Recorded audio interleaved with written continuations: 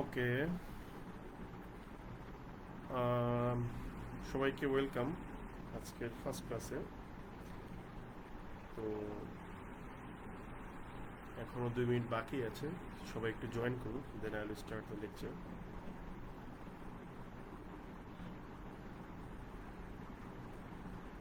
তো আপনারা সবাই কি শুনতে পারছেন কিনা বিষয়টা একটু কাইন্ডলি আমাকে ইনশিওর করবেন যারা জয়েন করেছেন।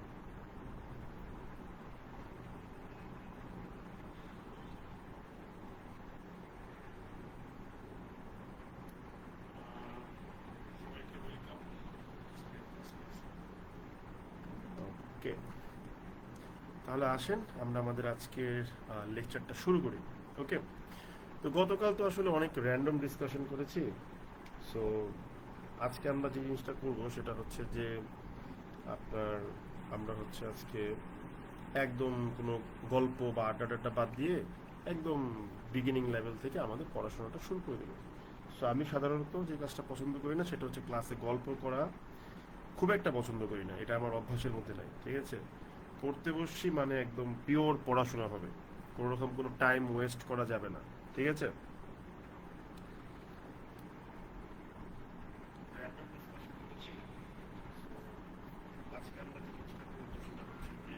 তো আমরা তাহলে আমাদের লেকচারটা আজকে শুরু করি, চলেন।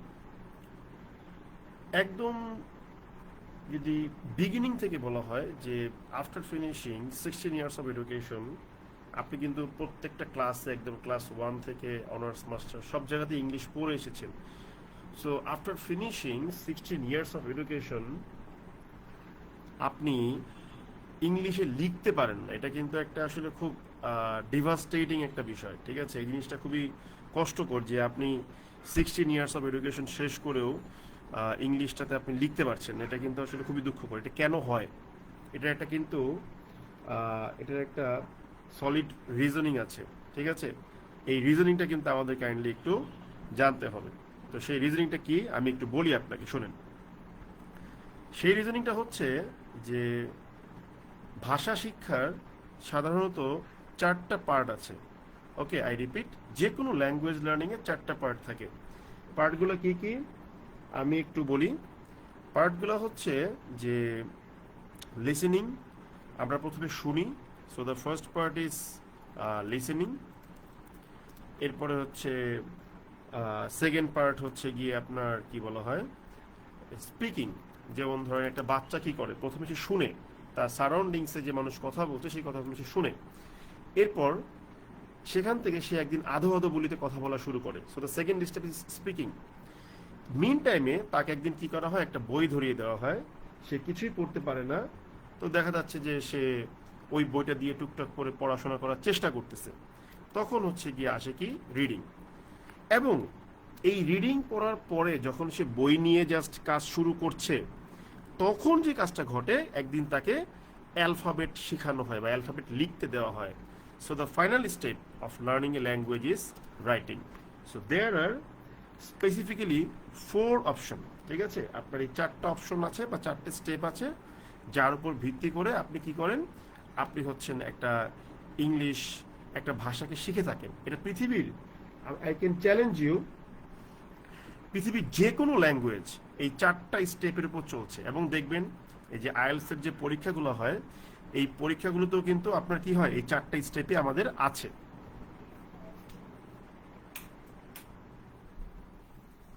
তো এই 4টে স্টেপের মধ্যে তাহলে কি দাঁড়ালো, আমাদের লিসেনিং, স্পিকিং, রিডিং, রাইটিং। এখন প্রবলেম হচ্ছে এই রাইটিংটা হচ্ছে 4 নম্বর স্টেপ এবং সবচেয়ে অ্যাডভান্স স্টেপটাই হচ্ছে রাইটিং। ইন্টারেস্টিং বিষয় হচ্ছে এটা, কিন্তু এখানে আপনার মুখস্থ করার বিষয় একেবারেই মিনিমাম। ঠিক আছে, একেবারেই মিনিমাম। ওকে,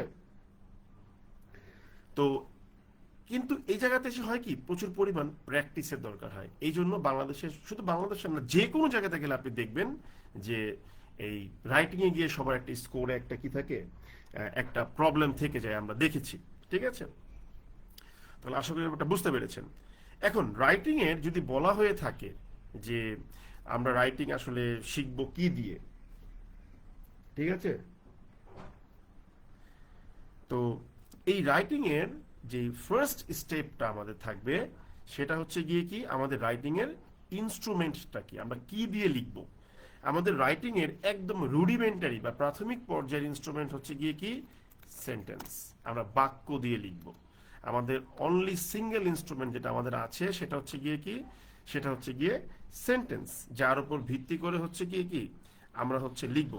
ঠিক আছে, এখন প্রশ্ন হলো এই সেন্টেন্স যদি হয়ে থাকে আমাদের রাইটিং এর ফার্স্ট ইনস্ট্রুমেন্ট, তাহলে আমাদেরকে ডিফাইন করতে হবে যে এই সেন্টেন্সটা কাকে বলে, অর্থাৎ we have to define the concept of sentence. আমাদের কি করতে হবে, সেন্টেন্সকে ডিফাইন করতে হবে। এখন যখন বলা হয় যে সেন্টেন্সকে ডিফাইন করো, তখন দেখা যায় কি আমরা আসলে বিভিন্ন রকমের ডেফিনেশন পেয়ে থাকি, নানান জায়গা থেকে নানান রকম ডেফিনেশন আছে। তো আমি যে কাজটা করি, মজা করে বলি যে ভাই এই ডেফিনেশনগুলো বাদ দিয়ে আমরা একটা মজার ডেফিনেশন শিখবো। সেই ডেফিনেশনটা কি চলেন দেখি। ধরেন আমি একটা বাক্য লিখলাম, কি বাক্য লিখলাম, আমি লিখলাম আই লাভ ইউ। আমি কি লিখলাম, আমি লিখলাম হচ্ছে আই লাভ ইউ, আমি তোমাকে ভালোবাসি। আচ্ছা ভালো কথা, তাহলে যদি জিজ্ঞেস করা হয় যে এখানে কয়টা বাক্য আছে, তাহলে আপনি কিন্তু খুব ইজিলি বলবেন যে ভাই এখানে একটা বাক্য আছে, আপনার কিন্তু কোনো কনফিউশন নেই। এখন আমি যদি বলি তাহলে ইউ হেট মি, এখানে কয়টা বাক্য আছে, আপনি কিন্তু বলবেন যে এখানে একটা বাক্য আছে। এবার আমি যদি দুইটা বাক্যকে কম্বাইন করি, আমি লিখলাম I love you but you hate me.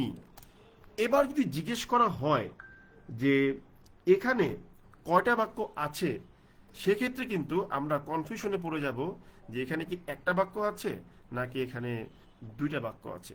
That is the problem.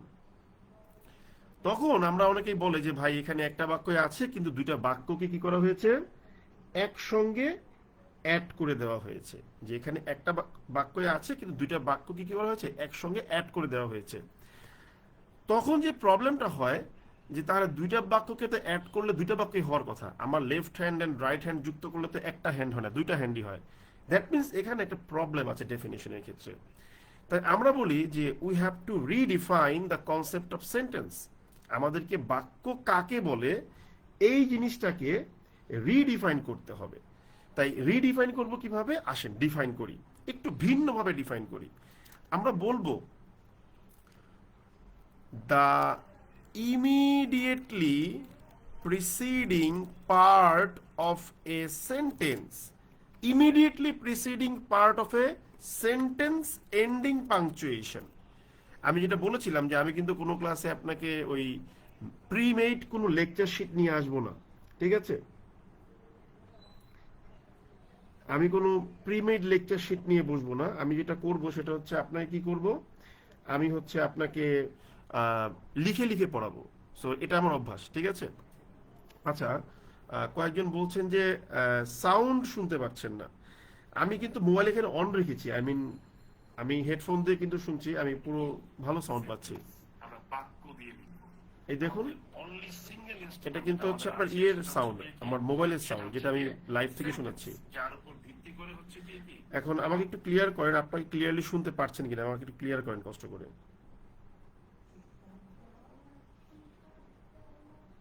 Hello,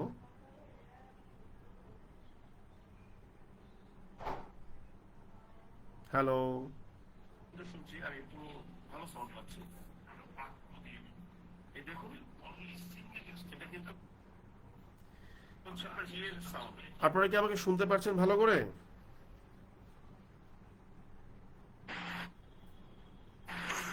hello,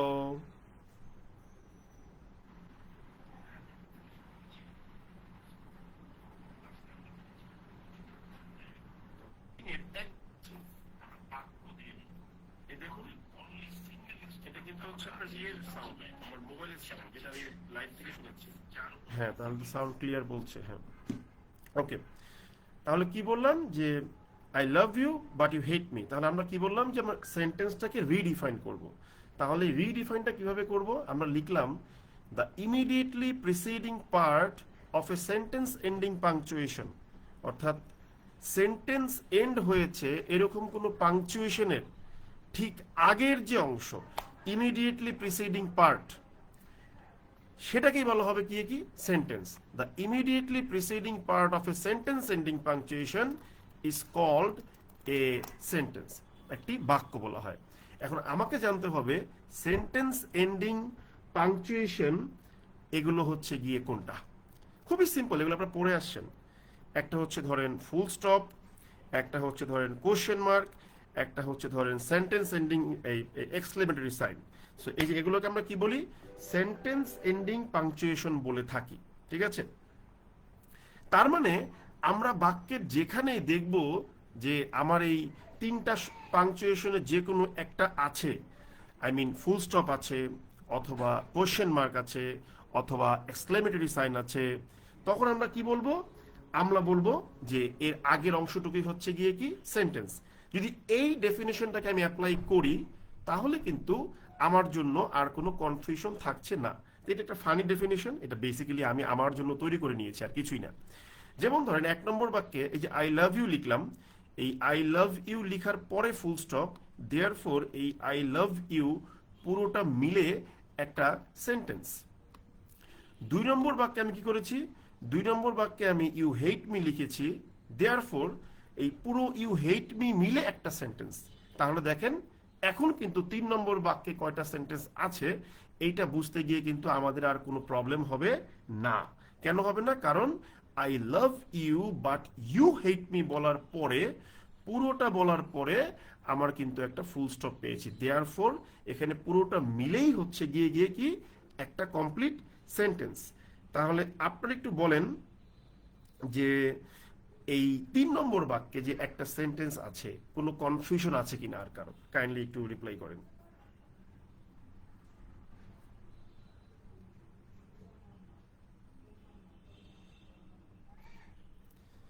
এই 3 নম্বর বাক্যে যে একটা সেন্টেন্স, এই ডেফিনেশনটা ক্লিয়ার হয়েছেন কিনা কাইন্ডলি আমাকে একটু বলেন প্লিজ।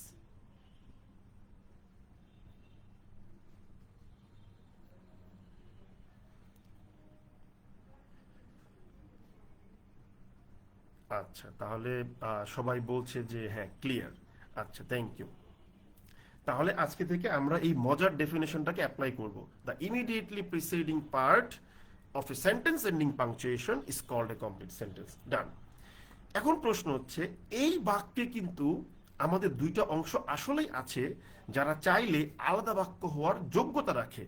যেমন ধরেন এই 3 নম্বর বাক্যে আমি যদি বলি আপনাকে এই আই লাভ ইউ, এটা একটা কমপ্লিট সেন্টেন্স হওয়ার যোগ্যতা রাখে। তারপর যদি বলি ইউ হেট মি, এটাও কিন্তু একটা কমপ্লিট সেন্টেন্স হওয়ার যোগ্যতা রাখে। এই যে বাক্যের মধ্যে কোনো একটা অংশ আপনি দেখছেন যেটা চাইলেই একটা আলাদা বাক্য হওয়ার যোগ্যতা রাখে, এটাকে বলা হয় হচ্ছে ক্লজ। দেয়ারফর আমরা আজকে থেকে ক্লজকেও রিডিফাইন করলাম। ক্লজ কাকে বলবো, বলবো ইট is A part of sentence, এটা হলো বাক্যের একটা অংশ, এটা একটা কি বাক্যের একটা অংশ, that can also be used as a complete sentence. কি বললাম, ক্লজ হচ্ছে বাক্যেরই একটা অংশ, ইট is A part of sentence that can also be used as a complete sentence, যেটাকে চাইলে আপনি কমপ্লিট একটা বাক্য হিসেবে ইউজ করতে পারেন। তার মানে কি দাঁড়ালো, আমি যদি বাক্যের মধ্যে দেখি যে কি আছে, আমার একটা অংশ আছে যা চাইলে আমি আলাদা করে নিয়ে একটা বাক্য বানাতে পারবো, তাহলে কিন্তু এটা একটা ক্লজ হিসেবে ডিফাইন করতে হবে। তাহলে আমরা কি বলতে পারি যে উপরের বাক্যে একটা বাক্য আছে, যেহেতু সেন্টেন্স এন্ডিং পাংচুয়েশন একটা, কিন্তু দুইটা আলাদা আলাদা ক্লজ আছে। তাহলে এই যে 3 নম্বর বাক্যে একটি বাক্য কিন্তু দুইটি ক্লজ, আশা করি এই বিষয়টা কি হয়েছে আমাদের জন্য ক্লিয়ার হয়েছে। তো এটা একটু ক্লিয়ার হলে আমাকে একটু কাইন্ডলি কমেন্ট বক্সে বলেন যে হ্যাঁ ক্লিয়ার হয়েছে কিনা। এই ডেফিনেশনটা কি বুঝতে পেরেছেন যে ক্লজ কাকে বলে, একটু বলেন প্লিজ, একটু কমেন্ট বক্সে জানান।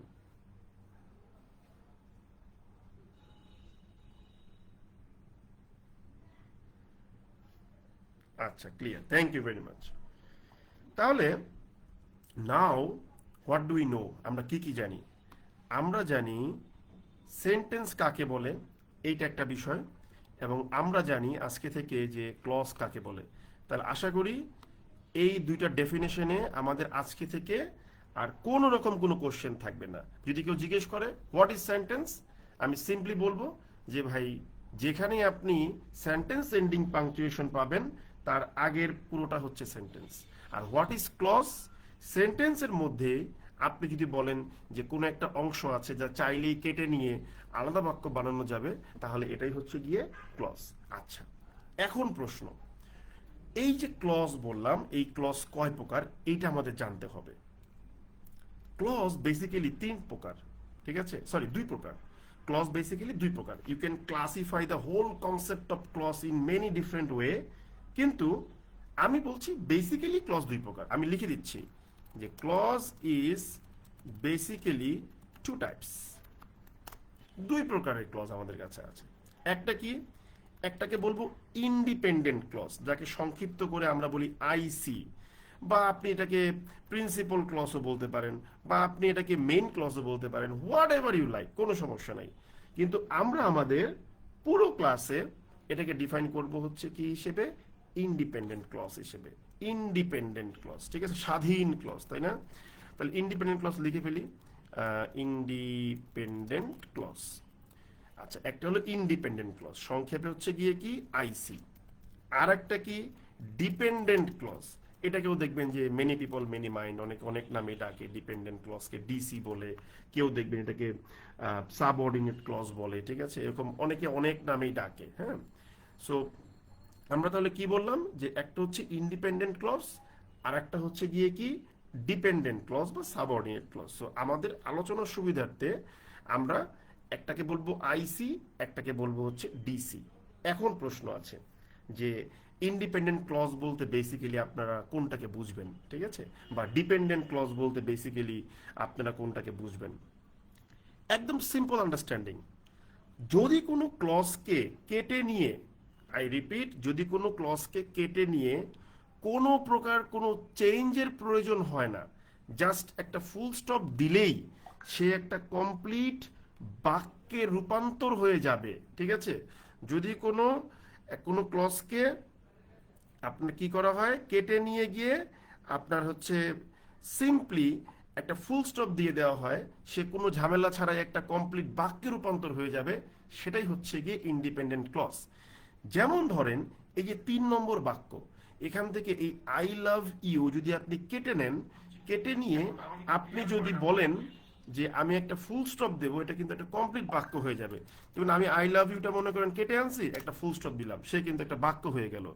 তো যেই ক্লজটাকে কেটে নিয়ে কোনো চেঞ্জ করার প্রয়োজন হয় না, জাস্ট একটা ফুল স্টপ দিলেই সে একটা বাক্যে রূপান্তর হয়ে যাচ্ছে, সেটাকে আমরা বলবো হচ্ছে ইন্ডিপেন্ডেন্ট ক্লজ। তাহলে আমরা কি বলবো যে ইন্ডিপেন্ডেন্ট ক্লজ প্লাস একটা ফুল স্টপ দিলেই এটা সমান সমান কি হয়ে যাবে? এটা সমান সমান একটা সেন্টেন্স হয়ে যাবে। তাহলে এখন আপনি যদি বলেন যে ভাই ডিপেন্ডেন্ট ক্লজ কি, আমরা বলবো যে ডিপেন্ডেন্ট ক্লজ হচ্ছে সেই ক্লজ যেই ক্লজটাকে কেটে নিয়ে আপনি যদি একটা ফুল স্টপ বসায় দেন, ফুল স্টপ বসায় দিলে কিন্তু সে একটা সেন্টেন্স হবে না, ঠিক আছে। আই রিপিট, আপনি যদি একটা সেন্টেন্স, একটা ডিপেন্ডেন্ট ক্লজ, কোন একটা ক্লজকে কেটে নিয়ে যান, কেটে নিয়ে কি করেন, একটা বসায় দেন, কি বলে যে ফুল স্টপ বসায় দেন, তাহলে কিন্তু এটা নট ইকুয়ালস টু সেন্টেন্স হয়ে যাবে। এই যে আমি নট ইকুয়ালস টু সেন্টেন্স দিলাম। তাহলে this is the difference between independent clause and dependent clause. এই আলোচনাতে আবার কিছু লিমিটেশনস আছে, ওগুলো আমরা পরে শিখবো। আমরা আমাদের বিগিনিং লেভেলের জন্য এইটুকু বুঝলেই হবে যে যেই ক্লজটাকে কেটে নিয়ে ফুল স্টপ দিলেই সে একটা বাক্য হয়ে যাবে, সেই হচ্ছে ইন্ডিপেন্ডেন্ট ক্লজ। আর যেই ক্লজটাকে কেটে নিয়ে ফুল স্টপ দিলেই সে একটা বাক্য হবে না, সে বলবে যে ভাই আমার আরো কিছু চেঞ্জ দরকার। কি চেঞ্জ দরকার ওইটা আমরা পরে বুঝবো, ওইটা আমার এখন বোঝার দরকার নাই, ঠিক আছে। কি চেঞ্জ লাগবে ওইটা পরে বুঝবো। তো জাস্ট এইটুকু মাথায় রাখবো যে ইন্ডিপেন্ডেন্ট ক্লজ কেটে নিয়ে ফুল স্টপ দিলেই সে বাক্য হয়ে যাবে, আর ডিপেন্ডেন্ট ক্লজকে কেটে নিয়ে ফুল স্টপ দিলেই সে বাক্য হবে না। ইট উইল ডিমান্ড দ্যাট আমাকে আরো কিছু চেঞ্জ করো, তাহলে আমি বাক্য হব। কিন্তু এই আরো কিছু কি, ওইটা আমরা পরে শিখবো। সো আই থিঙ্ক আমার কাছে এই মুহূর্তে ক্লিয়ার কনসেপ্ট আছে যে ইন্ডিপেন্ডেন্ট ক্লজ কাকে বলে এবং ডিপেন্ডেন্ট ক্লজ কাকে বলে। এবার কাইন্ডলি একটু আপনারা এই কি বলে কমেন্ট বক্সে বলেন যে এই ইন্ডিপেন্ডেন্ট ক্লজ এবং ডিপেন্ডেন্ট ক্লজ এই পুরো কনসেপ্টটা ক্লিয়ার হয়েছে কিনা, কাইন্ডলি আমাকে একটু এটা ক্লিয়ার করেন, বুঝতে পারছেন কিনা। কারণ রাইটিং এর ক্ষেত্রে গ্রামারের পরিমাণ খুবই অল্প, but the problem is that writing এর ক্ষেত্রে আপনাকে কিন্তু একদম সলিড গ্রামার, ওই অল্প একটু গ্রামার যেটুকুই হোক না কেন, ওই ওই অল্প একটু গ্রামার একদম সলিড ভাবে বুঝতে হবে। এই জায়গাটায় কিন্তু গিয়ে আমরা কোনো ছাড় দিতে পারবো না, আপনাকে একদম সলিড ভাবে পড়তে হবে যে হ্যাঁ আমি সুন্দর করে পড়ে নিছি, ঠিক আছে? এবার বলেন ক্লিয়ার কিনা, সবাই একটু মতামত দেন, 2-4 জন মতামত দিলে হবে না, সবাই বলেন আচ্ছা, সবাই বলছেন যেটা বুঝতে পারছেন, থ্যাংক ইউ ভেরি মাচ, ঠিক আছে? এবারে আমরা আসি যে তাহলে আমরা সেন্টেন্স কাকে বলে বুঝে গেলাম, তারপরে হচ্ছে ক্লজ কাকে বলে বুঝে গেলাম, তারপরে ক্লজকে আবার ডেফিনিশনটাকে আবার ভাগ করে দিলাম, দুইটা ক্লাসে ভাগ করলাম, একটা হচ্ছে ইন্ডিপেন্ডেন্ট ক্লজ আর একটা হচ্ছে ডিপেন্ডেন্ট ক্লজ। এইবার এই যে ইন্ডিপেন্ডেন্ট ক্লজ পড়লেন এবং ডিপেন্ডেন্ট ক্লজ পড়লেন, এইখানে এসে আমরা যেটা করব সেটাকে বলবো যে ডিসি মানে ডিপেন্ডেন্ট ক্লজ। আমরা বলবো যে ইজ বেসিক্যালি, আমরা বলবো যে দেয়ার আর বেসিক্যালি থ্রি ডিসিস, 3 প্রকারের ডিসি আছে। অর্থাৎ ডিপেন্ডেন্ট ক্লজ কয় প্রকারের হবে? 3 প্রকারের হবে। সেটা কি কি? নম্বর 1, অ্যাজেক্টিভ ক্লজ। হ্যাঁ, এটাকে আবার অনেকে দেখবেন অনেক নামে ডাকে এই অ্যাজেক্টিভ ক্লজকে, নো ম্যাটার, কিন্তু এটা adjective clause. Number 2, adverb clause. Number 3 কি হতে পারে? Noun clause. এই হচ্ছে গিয়ে 3টা ডিপেন্ডেন্ট ক্লজ আমাদের কাছে আছে। একটা হচ্ছে অ্যাজেক্টিভ ক্লজ, একটা হচ্ছে অ্যাডভার্ব ক্লজ, একটা হচ্ছে গিয়ে নাউন ক্লজ। তাহলে আজকে থেকে মাথায় রাখবো, ক্লজের ক্লাসিফিকেশনে ক্লজ বেসিক্যালি 2 প্রকার, ইন্ডিপেন্ডেন্ট ক্লজ, ডিপেন্ডেন্ট ক্লজ। এরপর ডিপেন্ডেন্ট ক্লজ কয় প্রকার? 3 প্রকার, adjective clause, adverb clause, noun clause. আপনার আর কিছুই জানতে হবে না, এগুলোকে নিয়ে আমরা বিস্তারিত আলোচনা পরে করবো, আজকে তো জাস্ট ক্লাসিফিকেশনগুলো ক্লিয়ার করছি।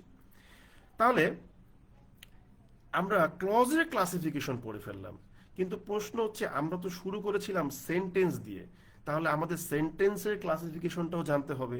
তাহলে আসেন আমরা সেন্টেন্সের ক্লাসিফিকেশনটাও জানার চেষ্টা করি একটু, ঠিক আছে? তো সেন্টেন্সের ক্লাসিফিকেশনের জন্য আমরা বলবো যে লেটস সি যে ইফ ইট ইজ, যদি এটি হয়ে থাকে, then the question, then the question কি, then the question is there are how many types of sentence। আমাদের প্রশ্ন তাহলে কি? আমাদের প্রশ্ন হচ্ছে যদি এটা হয়ে থাকে যে ডিপেন্ডেন্ট ক্লজ 3 প্রকার, তাহলে আপনার সেন্টেন্স কয় প্রকারের আছে, ঠিক আছে? এই হলো গিয়ে প্রশ্ন। ওকে, এখন সমস্যা হচ্ছে সেন্টেন্সে কিন্তু আপনি আবার মনের মাধুরী মিশিয়ে ক্লাসিফাই করতে পারেন। There are so many types of sentence. এই যেমন ধরেন আপনি বলতে পারেন কি, আপনি বলতে পারেন যে গঠনের উপর মানে স্ট্রাকচারের উপর ভিত্তি করে সেন্টেন্সের ক্লাসিফিকেশন, আপনি বলতে পারেন মিনিং এর উপর ভিত্তি করে সেন্টেন্সের ক্লাসিফিকেশন, অনেকভাবে সেন্টেন্সকে ক্লাসিফাই করা যায়। তা আমরা বলি যে ভাই আপনি এতভাবে সেন্টেন্সকে ক্লাসিফাই করার দরকার নাই, আপনাকে শুধু একটা ভাবেই সেন্টেন্সে ক্লাসিফাই করতে হবে। সেটা কি? সেটা হলো স্ট্রাকচার, অর্থাৎ গঠনের উপর ভিত্তি করে সেন্টেন্সকে ক্লাসিফাই করতে হবে। এখন গঠনের উপর ভিত্তি করে সেন্টেন্সকে আমি ক্লাসিফাই করব কিভাবে? হ্যাঁ, আমরা শিখবো, সমস্যা নেই। আমরা লিখব যে we need to know that, আমাদের জানতে হবে যে দেয়ার আর 3 টাইপস অফ সেন্টেন্স, 3 প্রকারের সেন্টেন্স আছে, ঠিক আছে? বেসড অন, কিসের উপর ভিত্তি করে? Based on the structure of sentence, of a sentence. একটা বাক্যের গঠনের উপর ভিত্তি করে আমাদের জানতে হবে যে 3 প্রকারের সেন্টেন্স আছে। তো সেটা কি কি? একটা হচ্ছে সিম্পল সেন্টেন্স, আই রিপিট, একটা হচ্ছে গিয়ে কি সিম্পল সেন্টেন্স, আর একটা হচ্ছে গিয়ে কি কম্পাউন্ড সেন্টেন্স, ঠিক আছে? আর একটা হচ্ছে গিয়ে কি কমপ্লেক্স সেন্টেন্স। তো এটাকে আবার দেখবেন যে অনেকে আবার কমপ্লেক্স, কম্পাউন্ড, এই নাম সেই নাম অনেক নামেই ডাকে, ওই নামগুলো আমাদের দরকার নেই, আমাদের এইটুকু পড়লেই হবে। আমি যেটা বারবার বলি আপনাদের ফেসবুক পোস্টে যে ভাই আপনার এত পড়তে হবে না, ঠিক আছে? আপনি দেখবেন যে 5-6টা ক্লাসের পর দেখবেন যে আপনি অনেক কিছু ধরে ফেলতে পারছেন। আজকে তো একদম রুডিমেন্টারি প্রাইমারি লেভেলের ক্লাস, তাই না? আমি জাস্ট আমার গ্রাউন্ড তৈরি করে নিচ্ছি। এখন জানতে হবে সিম্পল সেন্টেন্স কাকে বলে, চলেন জানার চেষ্টা করি।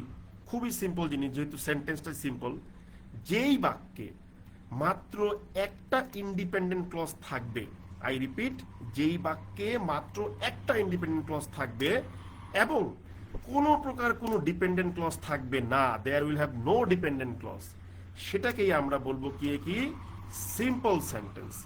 আশা করি আজকে থেকে আর ভুল হবে না। আপনাকে যখন বলা হবে যে ভাই এই সেন্টেন্সটা কি সিম্পল, কম্পাউন্ড নাকি কমপ্লেক্স, আপনি কি করবেন, আপনি দেখবেন এই সেন্টেন্সে ডিপেন্ডেন্ট ক্লজ আছে কিনা। আপনি যদি দেখেন ডিপেন্ডেন্ট ক্লজ নাই, তাহলে দেখবেন ইন্ডিপেন্ডেন্ট ক্লজ কয়টা। আপনি দেখলেন ইন্ডিপেন্ডেন্ট ক্লজ হচ্ছে গিয়ে কয়টা, একটা, তাহলে এটা চোখ বন্ধ করে সিম্পল সেন্টেন্স। তাহলে এখন আপনি বলতে পারেন যে ভাই তাহলে কম্পাউন্ড সেন্টেন্স কাকে বলে?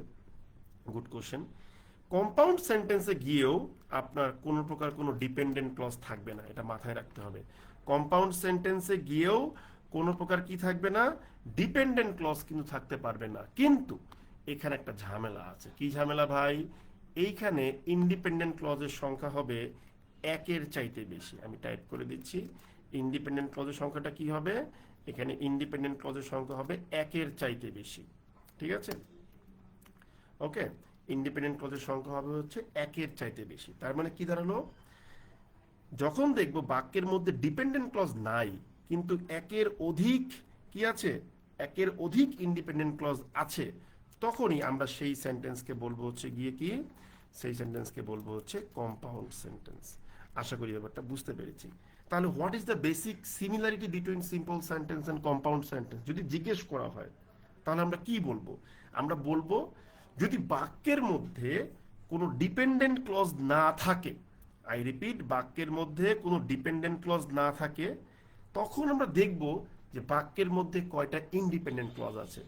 যদি বাক্যের মধ্যে একটা ইন্ডিপেন্ডেন্ট ক্লজ থাকে তাহলে এটা সিম্পল হয়ে যাবে, আর যদি বাক্যের মধ্যে একাধিক ইন্ডিপেন্ডেন্ট ক্লজ থাকে তাহলে এটা কম্পাউন্ড হয়ে যাবে। খুবই সাধারণ একটা সংজ্ঞা, তাই না? যে প্রথমে দেখলাম কোনো ডিপেন্ডেন্ট ক্লজ আছে কিনা, না, বাক্যের মধ্যে কোনো ডিপেন্ডেন্ট ক্লজ নাই, ভালো কথা। এখন যদি দেখি একটা মাত্র ইন্ডিপেন্ডেন্ট ক্লজ, তাহলে এটা একটা সিম্পল সেন্টেন্স। যদি দেখি একাধিক ইন্ডিপেন্ডেন্ট ক্লজ, তাহলে এটা একটা কম্পাউন্ড সেন্টেন্স। ঠিক আছে, তাহলে সবাই কি বুঝতে পারছেন সিম্পল সেন্টেন্স এবং কম্পাউন্ড সেন্টেন্সের ডেফিনেশনটা ক্লিয়ার কিনা? একটু কাইন্ডলি ইয়েতে বলেন, কি বলে যে কমেন্ট বক্সে বলেন। অনেকে বলছেন যে এক্সাম্পল দেন, এক্সাম্পল দিব, নেক্সট ক্লাস থেকে এক্সাম্পল পাওয়া শুরু হবে। জাস্ট এই নর্মাল বেসিক গুলো বুঝতেছেন কিনা আমাকে বলেন, তাহলেই হবে।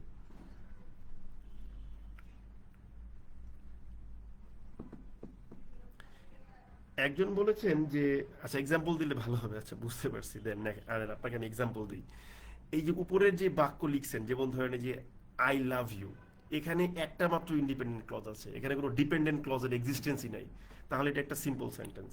2 নম্বর বাক্যে একটা মাত্র ইন্ডিপেন্ডেন্ট ক্লজ আছে, ইউ হেট মি, তাহলে এখানে কোনো ডিপেন্ডেন্ট ক্লজ নাই, তাহলে এটাও একটা সিম্পল সেন্টেন্স। কিন্তু খেয়াল করে দেখেন 3 নম্বর বাক্যে কয়টা ইন্ডিপেন্ডেন্ট ক্লজ আছে, একের বেশি। কারণ আই লাভ ইউ নিজেও একটা ইন্ডিপেন্ডেন্ট ক্লজ, আবার ইউ হেট মি এটাও কিন্তু একটা ইন্ডিপেন্ডেন্ট ক্লজ। এই কারণে যেহেতু এখানে একের অধিক ইন্ডিপেন্ডেন্ট ক্লজ আছে কিন্তু কোনো ডিপেন্ডেন্ট ক্লজ নাই, তার মানে এটা একটা কম্পাউন্ড সেন্টেন্স। এবার বলেন ক্লিয়ার কিনা শুনছি।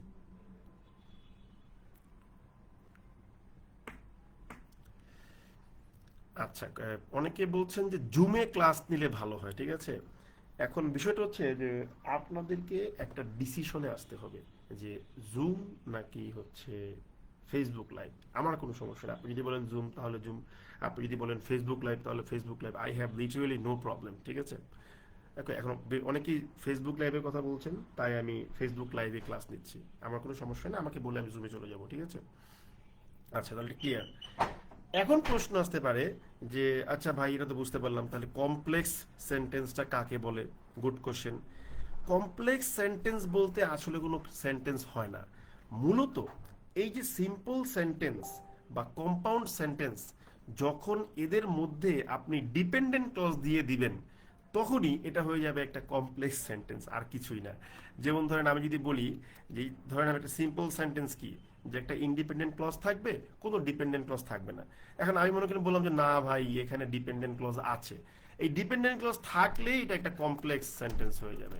ঠিক আছে, কিংবা ধরেন আপনি মনে করেন কম্পাউন্ড সেন্টেন্স লিখছেন, যে একের অধিক ইন্ডিপেন্ডেন্ট ক্লজ দিয়েছেন কিন্তু আপনি কি করেন নাই, আপনি হচ্ছে গিয়ে কি বলে যে দেন নাই, কি বলে এই যে এখানে হচ্ছে গিয়ে ডিপেন্ডেন্ট ক্লজ যে নাই তা না, এখানে ডিপেন্ডেন্ট ক্লজ মনে করেন যে আছে, তাহলে এটা একটা কি হয়ে যাবে, এটা একটা কমপ্লেক্স সেন্টেন্সে রূপান্তরিত হবে। ঠিক আছে? এই হলো গিয়ে আপনার সিম্পল সেন্টেন্স এবং এই কম্পাউন্ড সেন্টেন্স থেকে কমপ্লেক্স সেন্টেন্সের ডিরাইভেশন। যদি সিম্পল ভাবে বলতে চাই তাহলে কি করতে হবে? খুব সিম্পল ভাবে বলতে গেলে বুঝবো হচ্ছে এইভাবে, একটা বাক্য সিম্পল হোক আর কম্পাউন্ড হোক আমার কোনো সমস্যা নাই, যেই মাত্রই আমি তার মধ্যে কি নিয়ে আসব, ডিপেন্ডেন্ট ক্লজকে নিয়ে আসব বা সাবঅর্ডিনেট ক্লজকে নিয়ে আসব, সে একটা কমপ্লেক্স সেন্টেন্সে রূপান্তরিত হয়ে যাবে। এখন ব্যাপারটা কি বুঝতে পারছেন সবাই? একটু বলেন তো প্লিজ, কমপ্লেক্স সেন্টেন্স কাকে বলে ক্লিয়ার করে বলেন তো, বুঝতে পারছেন কিনা?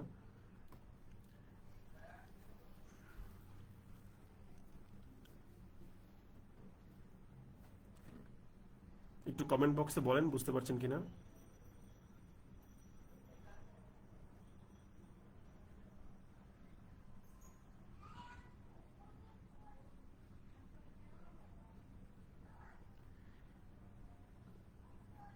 কমপ্লেক্স সেন্টেন্স তাহলে ক্লিয়ার। আচ্ছা, তাহলে আমরা কিন্তু এই মুহূর্তে সিম্পল সেন্টেন্স, কম্পাউন্ড সেন্টেন্স এবং কমপ্লেক্স সেন্টেন্স এই বিষয়গুলো বুঝতে পারলাম। কিন্তু দেখেন, সিম্পল এবং কম্পাউন্ড সেন্টেন্সের যে সুন্দর দুইটা ডেফিনেশন দাঁড় করাইছি, কমপ্লেক্স সেন্টেন্সের এরকম একটা ডেফিনেশন আমাদেরকে তাহলে কি করতে হবে, দাঁড় করাতে হবে। তাহলে কমপ্লেক্স সেন্টেন্সের ডেফিনেশনটা তাহলে কি হইতে পারে, আসেন আমরা দেখি, ভালো করে বোঝার চেষ্টা করি। খুবই সুন্দর একটা ডেফিনেশন হবে, ঠিক আছে? সেটা হচ্ছে, আমরা জানি যে বাক্য হইতে গেলে আপনার কি রাখতে হবে, আপনাকে ইন্ডিপেন্ডেন্ট ক্লজ তো লাগবেই, তাহলে ইন্ডিপেন্ডেন্ট ক্লজ লাগবে। এখন এই বাক্যকে আপনি যখন বলবেন, কমপ্লেক্স করবেন, তখন তাহলে কি লাগবে, আপনার ডিপেন্ডেন্ট ক্লজ লাগবে। এখন প্রশ্ন হচ্ছে, এই যে ইন্ডিপেন্ডেন্ট ক্লজ বা ডিপেন্ডেন্ট ক্লজ থাকলেই এটা কমপ্লেক্স হয়ে যাবে, এখন আমাকে ডিফাইন করতে হবে যে এইখানে কয়টা ডিপেন্ডেন্ট ক্লজ থাকতে পারে। ঠিক আছে? একটা সিম্পল সেন্টেন্সের মধ্যে কয়টা ডিপেন্ডেন্ট ক্লজ দিলে এটা একটা কমপ্লেক্স সেন্টেন্স হবে সর্বোচ্চ, বা কম্পাউন্ড সেন্টেন্সের মধ্যে কয়টা ডিপেন্ডেন্ট ক্লজ দিলে এটা সর্বোচ্চ দিলে আমি কমপ্লেক্স করতে পারবো। এটা হচ্ছে অনেকটা ওই এক গামলা দুধের মধ্যে এক ফোঁটা লেবুর রস দিলেও পুরো দুধটা ছানা হয়ে যাবে, আপনি যদি 1 লিটার লেবুর রস দেন সেটাও পুরোটা ছানা হয়ে যাবে। ঠিক আছে? সো ডিপেন্ডেন্ট ক্লজ আপনি যদি বলেন যে একটা দিবেন তাহলেও কমপ্লেক্স হয়ে যাবে, বা একের অধিক দিবেন তাতেও এটা কমপ্লেক্স হয়ে যাবে। তো এই হলো গিয়ে আমাদের জন্য গিয়ে কি কি কমপ্লেক্স সেন্টেন্সের ডেফিনেশন। ইন্ডিপেন্ডেন্ট ক্লজ প্লাস হচ্ছে ডিপেন্ডেন্ট ক্লজ, সেটা একটাও থাকতে পারে একাধিকও থাকতে পারে, আমাদের কোনো সমস্যা নেই। তাহলে এটা কি হয়ে যাবে, একটা কমপ্লেক্স সেন্টেন্স হয়ে যাবে। এখন প্রশ্ন হচ্ছে, কমপ্লেক্স সেন্টেন্সে ইন্ডিপেন্ডেন্ট ক্লজ তাহলে কয়টা আসতে পারে? দেখি তো কেউ বুদ্ধি করে বলেন তো, পারেন কিনা।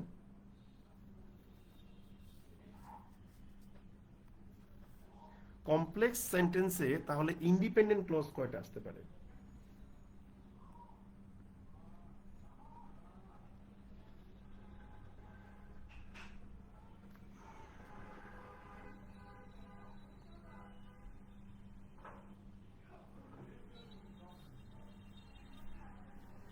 অনেকেই বলছেন যে একটা, ঠিক আছে, কিন্তু আমরা একটু টেকনিক্যালি তাহলে একটু চিন্তা করে দেখি যে কমপ্লেক্স সেন্টেন্সে ইন্ডিপেন্ডেন্ট ক্লজ কয়টা আসতে পারে, একটু চিন্তা করে দেখি। খুব সিম্পল একটা বিষয়, কোনো কমপ্লেক্স কিছু না। ঠিক আছে? দেখেন, একটা সেন্টেন্সে একটা ইন্ডিপেন্ডেন্ট ক্লজ আছে, আপনি যেই মাত্রই তার সাথে ডিপেন্ডেন্ট ক্লজ যুক্ত করে দিবেন সে কমপ্লেক্স হয়ে যাবে। আবার একটা সেন্টেন্সে একের অধিক ইন্ডিপেন্ডেন্ট ক্লজ আছে, যেই মাত্রই আপনি তার সাথেও ডিপেন্ডেন্ট ক্লজ যুক্ত করে দিবেন সেটাও কিন্তু কমপ্লেক্স হয়ে যাবে। তার মানে কি দাঁড়াচ্ছে, কমপ্লেক্স সেন্টেন্সে একটা ইন্ডিপেন্ডেন্ট ক্লজ থাকতে পারে, আবার চাইলে একের অধিকও থাকতে পারে, কোনো সমস্যা নেই। তার মানে কমপ্লেক্স সেন্টেন্সের ইন্ডিপেন্ডেন্ট ক্লজ একটাও হইতে পারে, একের অধিকও হইতে পারে। That is the mathematical representation of simple, compound and complex sentence. এবার বলেন এই পুরো রিপ্রেজেন্টেশনটা বুঝতে পারছেন কিনা, আমাকে কাইন্ডলি বলেন। কনক জ্যোতি বলেছেন যে মিনিমাম একটা। থ্যাংক ইউ ভেরি মাচ, আপনার অ্যান্সারটা রাইট। মনিক ইসলাম রাইট দিয়েছেন, অ্যান্সার ঠিক আছে।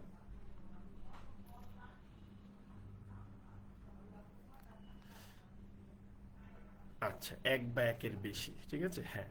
এই তো মোহাম্মদ মিরাজুল ইসলাম খুব সুন্দর একটা অ্যান্সার দিয়েছেন যে যে কয়টাই আসুক ডিপেন্ডেন্ট ক্লজ এক বা একাধিক থাকতে হবে, এক্স্যাক্টলি, ঠিক আছে। আচ্ছা, তাহলে আমরা কি করতে পারলাম, আমরা কিন্তু সিম্পল, কম্পাউন্ড এবং কমপ্লেক্স এই তিনটা সেন্টেন্সকে ভাগ করে নিলাম যে কাকে কোনটা কি সেন্টেন্স বলবো। তাহলে আমাদের এই পার্টটার কিন্তু আর দরকার নাই, তাহলে আমি শুধু এইটুকুই রেখে দিচ্ছি যে we have successfully defined the concept of simple sentence, compound sentence and complex sentence. তাহলে আজকে আমরা কি শিখলাম? সেন্টেন্স কাকে বলে শিখলাম, ক্লজ কাকে বলে শিখলাম, ক্লজকে ক্লাসিফাই করলাম, দেন ডিপেন্ডেন্ট ক্লজকে ক্লাসিফাই করলাম। এরপর আমরা কি শিখলাম? এই ডিপেন্ডেন্ট ক্লজের এন্ট্রি নেওয়ার কারণে সেন্টেন্সের যে পরিবর্তনগুলো হতে পারে স্ট্রাকচারালি, সেই জিনিসগুলো শিখলাম। আপনি বিলিভ করবেন কিনা আমি জানি না, এইটুকু জিনিস ধরতে পারলে খুব ভালোভাবে আপনি সেন্টেন্স মেকিং এর অনেক কিছু ক্লিয়ার করতে পারবেন। ঠিক আছে, ওকে। এখন প্রশ্ন আছে, প্রশ্ন হচ্ছে এই যে ডিপেন্ডেন্ট ক্লজ এন্ট্রি নিচ্ছে একটা সেন্টেন্স কমপ্লেক্স হওয়ার জন্য, এই যে ডিপেন্ডেন্ট ক্লজ এন্ট্রি নিচ্ছে তার মানেটা কি? তার মানে হলো ডিপেন্ডেন্ট ক্লজ কোনগুলা? এই যে অ্যাডজেক্টিভ ক্লজ, অ্যাডভার্ব ক্লজ বা নাউন ক্লজ এরা। তার মানে যখনই মূলত বাক্যের মধ্যে এই অ্যাডজেক্টিভ ক্লজ, অ্যাডভার্ব ক্লজ বা নাউন ক্লজ এসে পড়ে, তখনই একটা বাক্য কি হয়ে যায়? কমপ্লেক্স হয়ে যায়। ঠিক আছে, আর কিছুই না। Close, close. তাহলে আমরা বুঝতে পারলামটা কি? মূলত একটা সেন্টেন্সকে কমপ্লেক্স করার দায়িত্ব পালনটা করছে কে? এই অ্যাডজেক্টিভ ক্লজ, অ্যাডভার্ব ক্লজ বা নাউন ক্লজ। এবং এই আলোচনা থেকে আমরা এটাও বুঝতে পারলাম একটা সেন্টেন্সকে একদম কোর পয়েন্টে গিয়ে নিয়ন্ত্রণই করছে ক্লজ। ক্লজ দিয়েই মূলত আমরা সেন্টেন্সকে কি করি? ডেভেলপ করে থাকি। ঠিক আছে, তো এই যে সেন্টেন্সকে আলটিমেটলি কন্ট্রোল করে থাকে ক্লজ, এই ক্লজকে এই জন্য আমরা বলি দ্য হার্ট অফ সেন্টেন্স। ঠিক আছে, এই নোটটা আমরা লিখে রাখবো। আমরা কি লিখবো? অ্যাজ উই সি, যেহেতু আমরা কি দেখি? আমরা দেখি যে as we see that a sentence is basically controlled by different clauses. Different clauses, একটা সেন্টেন্সকে যেহেতু কি করা হয়? বিভিন্ন ধরনের ক্লজ দিয়ে আসলে নিয়ন্ত্রণ করা হয়, এটা আমরা দেখি। As we see that a sentence is basically controlled by different clauses. Clause is called the heart of sentence. ক্লজকে কি বলা হয়? সেন্টেন্সের হৃৎপিণ্ড বলা হয়। ক্লজ ছাড়া আসলে সেন্টেন্সকে নিয়ন্ত্রণ করা যায় না। তার মানে ক্লজ হচ্ছে গিয়ে কি? ক্লজ হচ্ছে গিয়ে এলাকার নেতা, যাকে ছাড়া এলাকা চলে না। ঠিক আছে, ক্লজ হচ্ছে গিয়ে সেন্টেন্সের হার্ট বা এলাকার নেতা। এখন প্রশ্ন হচ্ছে, এই এলাকার নেতার দেখবেন আমরা কিছু পাতি নেতা আছে, মানে এলাকার নেতার মতোই ভাবসাব নিয়ে ঘুরে, কোনো কাজ কাম নাই, কেউ দাম টাম দেয় না, কিন্তু খুব ভাবসাব নিয়ে ঘুরে। এই বাক্যের মধ্যে এই ক্লজ যদি নেতা হয়ে থাকে, এই নেতার আবার কিছু পাতি নেতা আছে, এদেরকে বলা হয় হচ্ছে ফ্রেজ। মূলত ক্লজকে ছোট করে যখন লেখা হয় তখন এটা হয়ে যায় হচ্ছে ফ্রেজ। আমরা কি লিখবো? when a clause is reduced it turns into a phrase। এই যে লিখে দিলাম, যখন একটা ক্লজকে রিডিউস করা হয় তখন কি হয়? তখন এটা একটা ফ্রেজে রূপান্তরিত হয়ে যায়। তা আমি কি বললাম? ওই যে ক্লজ হচ্ছে আসল নেতা, আর এই ফ্রেজ হচ্ছে গিয়ে পাতি নেতার মতো, ক্লজের মতোই ভাবসাব নিয়ে এলাকায় আছে, কিন্তু কোনো কাজ কাম করে না। তো এই একইভাবে এই ফ্রেজেরও বাক্যের উপরে কোনো প্রভাব বিস্তার করার ক্ষমতা নাই, তারাও কোনো কাজ কাম করে না, হুদা এরা বাক্যের মধ্যেখানে থাকে। আমরা লিখে দিব আনফরচুনেটলি, আনফরচুনেটলি, দাঁড়ান ভুল টাইপ করছি, fortunately a phrase has no control over the structure of the sentence.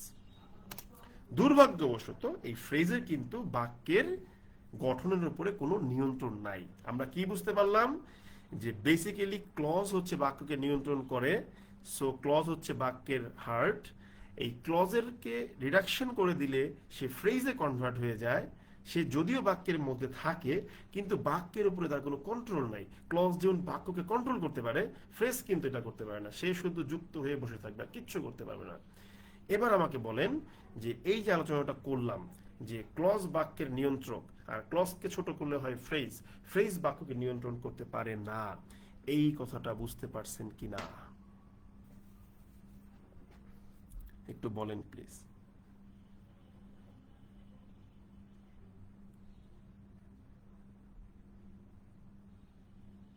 Hello,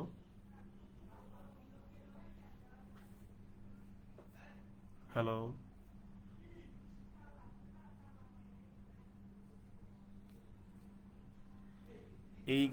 এই কথাটা বুঝতে পারছেন কিনা সবাই একটু বলেন। আচ্ছা, সবাই তাহলে ক্লিয়ার, আমরা তাহলে এটাও বুঝতে পারলাম। ঠিক আছে, এখন আমরা এই কনসেপ্টটাকে আরেকটু অ্যাডভান্স করব, ঠিক আছে?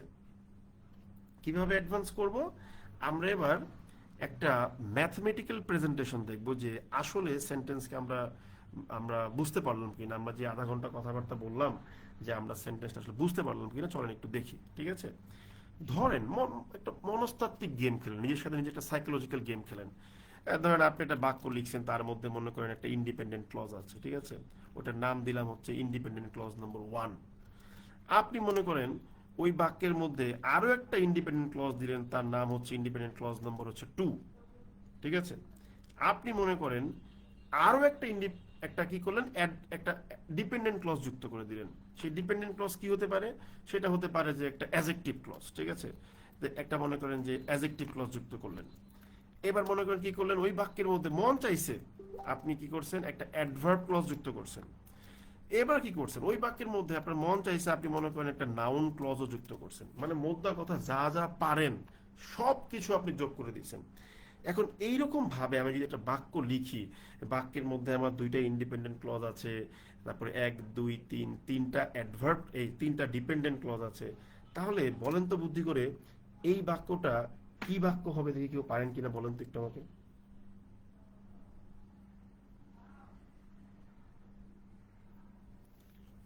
কি একটু বলেন তো এটা কি বাক্য হবে?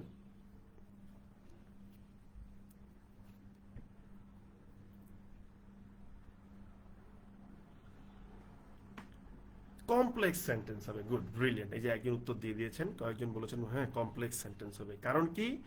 কারণ আমরা কমপ্লেক্স সেন্টেন্সের ডেফিনেশনে পড়েছিলাম যে বাক্যে এক বা একাধিক ইন্ডিপেন্ডেন্ট ক্লজ থাকবে, কোনো সমস্যা নাই। যেই মাত্র ডিপেন্ডেন্ট ক্লজ এসে এন্ট্রি নিবে, সেই সঙ্গে সঙ্গে সে হয়ে যাবে কমপ্লেক্স সেন্টেন্স। আচ্ছা, ভালো কথা, আপনি বুঝতে পারছেন, কিন্তু ধন্যবাদ।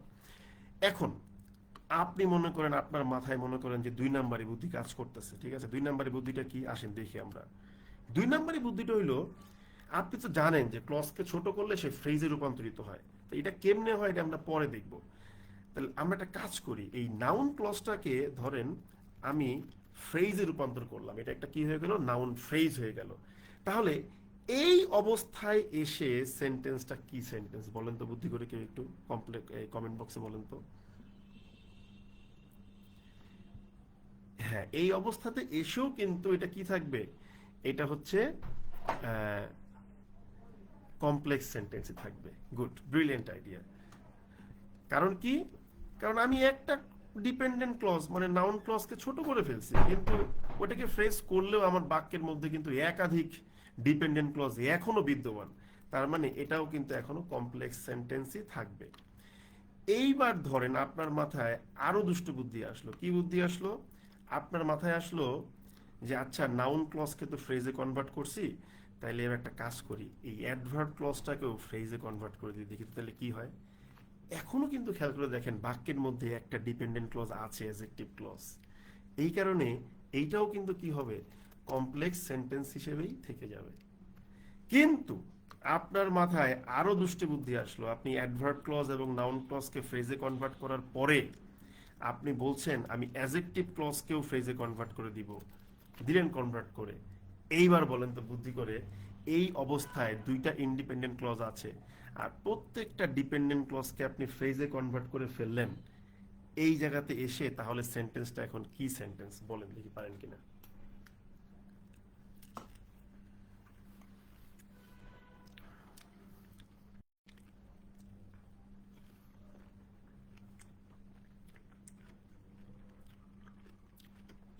গুড, একজন বলেছেন কম্পাউন্ড সেন্টেন্স। সিম্পল সেন্টেন্স হবে না। কেন সিম্পল হবে না? কারণ আপনার কাছে কিন্তু কি আছে, এখনো একাধিক ইন্ডিপেন্ডেন্ট ক্লজ আছে, সবগুলো ফ্রেজ। এই ফ্রেজগুলোর আমার বাক্যে কোনো অবদান নাই, এটা হুদাই বাক্যের মধ্যে বসে দিছে। যেহেতু এখন সর্বশেষ আমার কাছে দুইটা ইন্ডিপেন্ডেন্ট ক্লজ আছে, একের অধিক ইন্ডিপেন্ডেন্ট ক্লজ আছে, তার মানে এটা এখন কি হবে, এটা সুন্দর করে ভদ্রলোকের মতো কম্পাউন্ড সেন্টেন্স হয়ে যাবে। এখন ধরি আমরা চিন্তা করি, ঠিক আছে, বোঝার চেষ্টা করি জিনিসটাকে। আপনি বলতেছেন যে ভাই, এই যে আমার 2 নম্বর ইন্ডিপেন্ডেন্ট ক্লজটা আছে, এটাকেও আমি ছোট করে কোনো একটা ফ্রেজে কনভার্ট করে ফেললাম। কি ফ্রেজ সেটা আমার জানার দরকার নাই। এই অবস্থায় সেন্টেন্সটা কি সেন্টেন্স হবে তাহলে বলেন বুদ্ধি করে।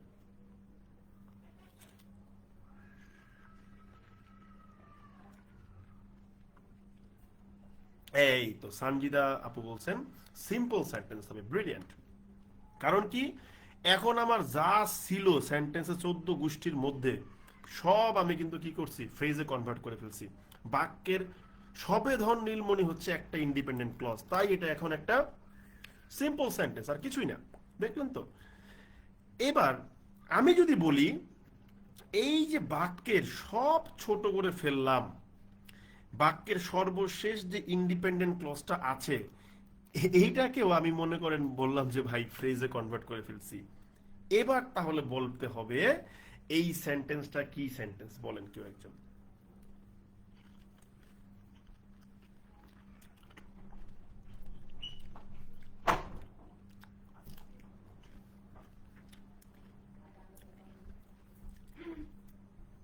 যখন আপনি সব কিছু কেটে টেটে ফ্রেজে কনভার্ট করে ফেললেন, কোন রকম কোনো ক্লজ ইন্ডিপেন্ডেন্ট ক্লজ রইল না, তখন তাহলে কি সেন্টেন্স এটা এখন? মনিক ইসলাম বলছেন নাথিং, এক্স্যাক্টলি। কারণ কি, কারণ আমরা তো আগেই দেখছি যে সেন্টেন্স হতে গেলে একটা অ্যাটলিস্ট একটা ইন্ডিপেন্ডেন্ট ক্লজ লাগবে। তার মানে এটা কিন্তু কোনো রকম কোনো সেন্টেন্স না। তাই এটাকে আমরা বলবো ইনকমপ্লিট সেন্টেন্স। যদিও এর আরো একটা নাম আছে, রান অন সেন্টেন্স অনেকে বলে, সেগুলো আমার দরকার নেই। এটা একটা ইনকমপ্লিট সেন্টেন্স। তাহলে এই আলোচনাটার সামারিটা হচ্ছে গিয়ে কি, আপনি যতই পেঁচায় গুছায় যাই লেখেন না কেন সেন্টেন্স লিখতে গিয়ে, আপনাকে মাথায় রাখতে হবে বাক্যের অস্তিত্ব বা এক্সিস্টেন্স নিহিত আছে কিসের মধ্যে, ইন্ডিপেন্ডেন্ট ক্লজের মধ্যে। ইন্ডিপেন্ডেন্ট ক্লজ নাই, আপনি যত কিছুই লেখেন না কেন, ইট self is not a sentence. তাহলে আমরা একটু নোট করে ফেলি, আমরা সুন্দর করে একটা নোট লিখব যে আমরা কি বুঝতে পারলাম। দেয়ার ফোর, আমরা লিখে রাখি, হ্যাঁ, যে দেয়ার ফোর উই আন্ডারস্ট্যান্ড, আমরা বুঝতে পারি যে ইন্ডি we can not develop a sentence, আমরা একটা বাক্য তৈরি করতে পারি না, unless we have at least one independent clause. আমাদের যদি একটা, কমপক্ষে একটা ইন্ডিপেন্ডেন্ট ক্লজ না থাকে, আমরা কিন্তু আসলে একটা কি করতে পারি না, একটা বাক্য আমরা তৈরি করতে পারি না। সো আমাদের তাহলে কি করতে হবে, বাক্য লিখতে গেলে প্রথমেই মাথায় রাখতে হবে একটা ইন্ডিপেন্ডেন্ট ক্লজ। আমাদের সব সময় মাথার মধ্যে ঘোরাতে হবে we need an independent clause, we need an independent clause, এরকম করে মাথায় জিনিসটা ঘুরাইতে হবে। তাহলে আমরা কি এই আলোচনাটা পুরোপুরি বুঝতে পারলাম নাকি পারলাম না, বলেন।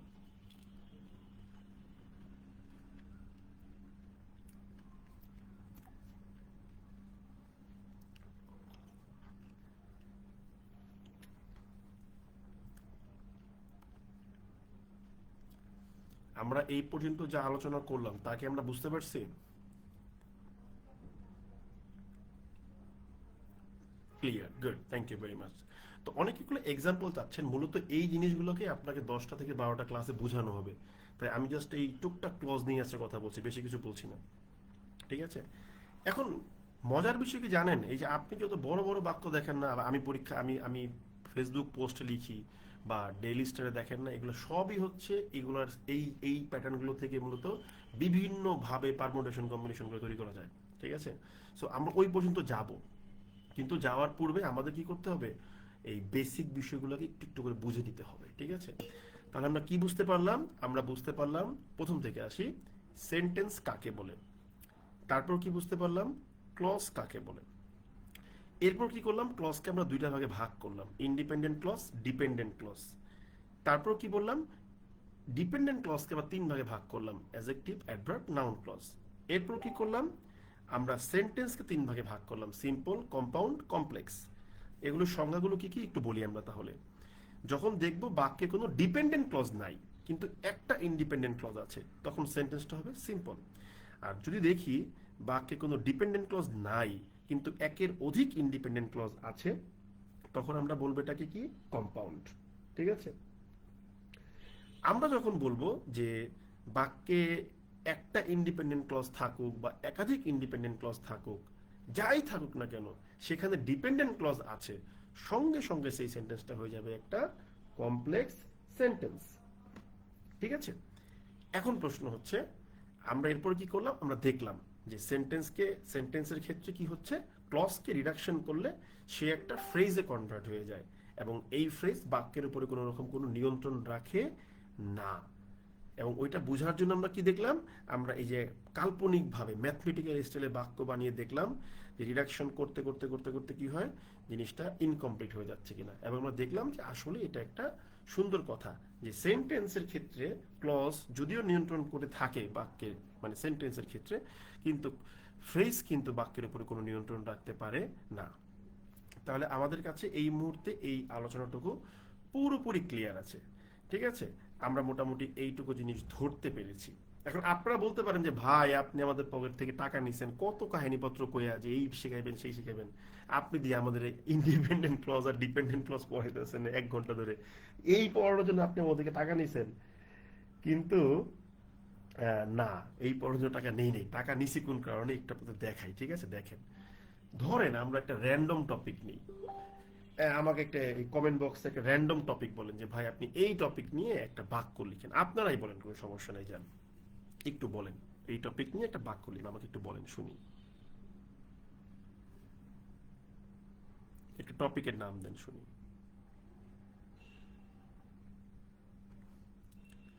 হ্যাঁ, টপিকের নাম দেন, যে কোনো একটা টপিক বলেন যে ভাই এই টপিক নিয়ে একটু লেখেন, বলেন কি লিখবো বলেন।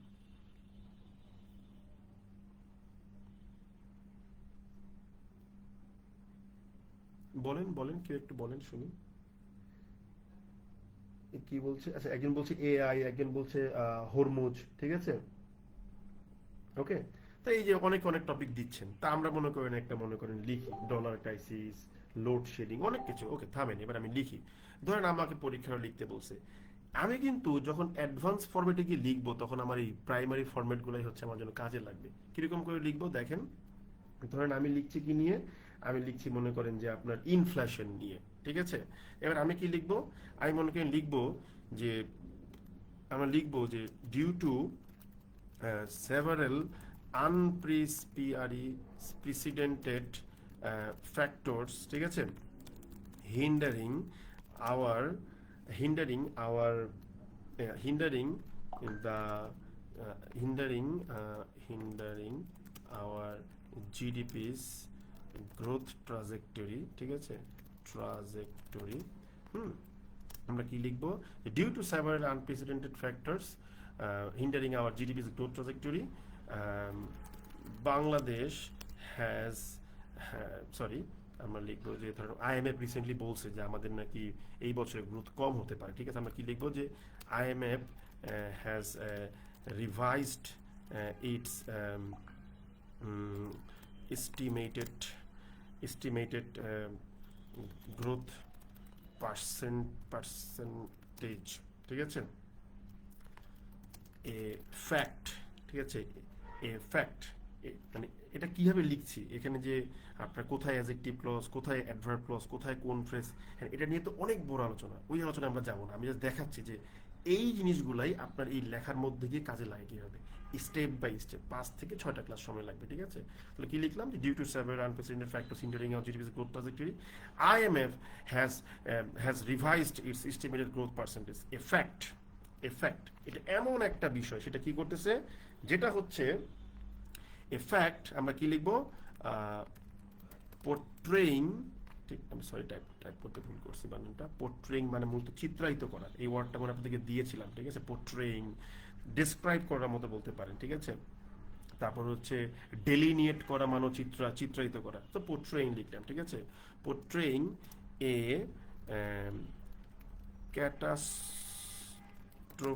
ক্যাটাস্ট্রোপিক কি ফিউচার। এই যে দেখেন একটা বাক্য লিখলাম, মুখস্থ করে কিন্তু বসি নেই, আসলে মুখস্থ করার কিছু নাই। তো এই বাক্যের মধ্যে কিন্তু আমি বেশ কিছু কনসেপ্ট কাজে লাগাইছি। আপনি যদি মন দিয়ে পড়ে এই পুরোটা না, অনেকে বলে যে ভাই উনি অনেক অ্যাডভান্স বাক্য লিখে, এর আসলে দরকার নাই। কিন্তু ইন্টারেস্টিং বিষয় কি, আপনি যদি এটা নিয়ে ডিল করেন পরীক্ষার হলে, এর 50% আপনি অ্যাপ্লাই করতে পারেন এক্সাম হলে, আপনার কাজ হয়ে গেছে, আর কিচ্ছু করতে হবে না। আর 50% নেওয়ার মতো ক্যাপাসিটি আপনার কাছে আছে, আমি এইটুকু বিলিভ করি। ঠিক আছে, আর কিছুই না। হোয়াটএভার। এখন আমি যদি বলি যে এই বাক্যে আমি কি কি কোথায় কি কি আমি ইউজ করেছি, যেমন ধরেন এই যে এগুলো নিয়ে আমাদের আলোচনা আছে পরে, ঠিক আছে, এখন এই আলোচনা আমরা যাইনি, জাস্ট দেখাচ্ছি। যেমন ধরেন এই যে হিন্ডারিং আওয়ার জিডিপি's গ্রোথ ট্রাজেক্টরি, এই যে অংশটুকু আছে, এই অংশটা আপনি পড়বেন কোথায়, যখন অ্যাজেক্টিভ ক্লজকে রিডাকশন করা হয় তখন, ঠিক আছে। তারপরে এই যে এখানে পোট্রেইং আওয়ার ক্যাটাস্ট্রফিক ফিউচার, এটাও অ্যাজেক্টিভ ক্লজকে যখন রিডাকশন করা হয় তখন আপনি পড়বেন, আমার আমার আমার সাথে বসে আপনি পড়বেন, ঠিক আছে। ইন্টারেস্টিং বিষয় কি জানেন, এইখানে আমি যে এ ফ্যাক্ট লিখছি, এই জিনিসটাও যখন আপনি অ্যাজেক্টিভ ক্লজ পড়বেন তখন আপনি পড়বেন। তার মানে কি দাঁড়াচ্ছে, তার মানে আমি যে তিনটা জায়গাতে গিয়ে আপনার সাথে খেলা খেললাম সেন্টেন্সটা লেখার সময়, পুরো তিনটা কনসেপ্টকে আমি কাজে লাগাইছি অ্যাজেক্টিভ ক্লজ নিয়ে। প্রত্যেকটা জায়গাতে অ্যাজেক্টিভ ক্লজকে রিডাকশন করে করে আমি আগাই গেছি। তার মানে কি, আপনি যদি কিছু না পেরেও শুধু অ্যাজেক্টিভ ক্লজটুকুই ভালো করে ধরতে পারেন, আপনার এই জায়গাটুকু কাজ হয়ে যাচ্ছে কিন্তু। এটাই বলতেছি ভাই। আপনি এই তিনটা যে clause, adjective clause, adverb clause, noun clause, আপনি তিনটা পারতেছেন না, কোনো প্রবলেম নেই। আপনি যদি একটা ক্লজ শিখেন, অ্যাজেক্টিভ ক্লজ শিখেন, আপনার রাইটিং প্যাটার্ন কমপ্লিটলি চেঞ্জ হয়ে যাবে। যেমন ধরেন একজন আমাকে কি বলছেন, আহ, আপনি আমাকে কি বলছেন যে কি বলে যে ইনিল ই যে কি যেন বলছেন, টপিকটা যেন কি দেখলাম, কই গেল যে হরমুজ নিয়ে বা ডিডলারাইজেশন নিয়ে বলছেন, ঠিক আছে। তার ডিডলারাইজেশন লিখি তো আমরা দেখি পারি কিনা, চলেন তো দেখি আমরা কি লিখতে পারি। যে আমরা বলতেই পারি যে আমরা কি বলতে পারি, ইউএস হেজেমনি, ঠিক আছে, okay, created by the the created by the use of its currency, ঠিক আছে,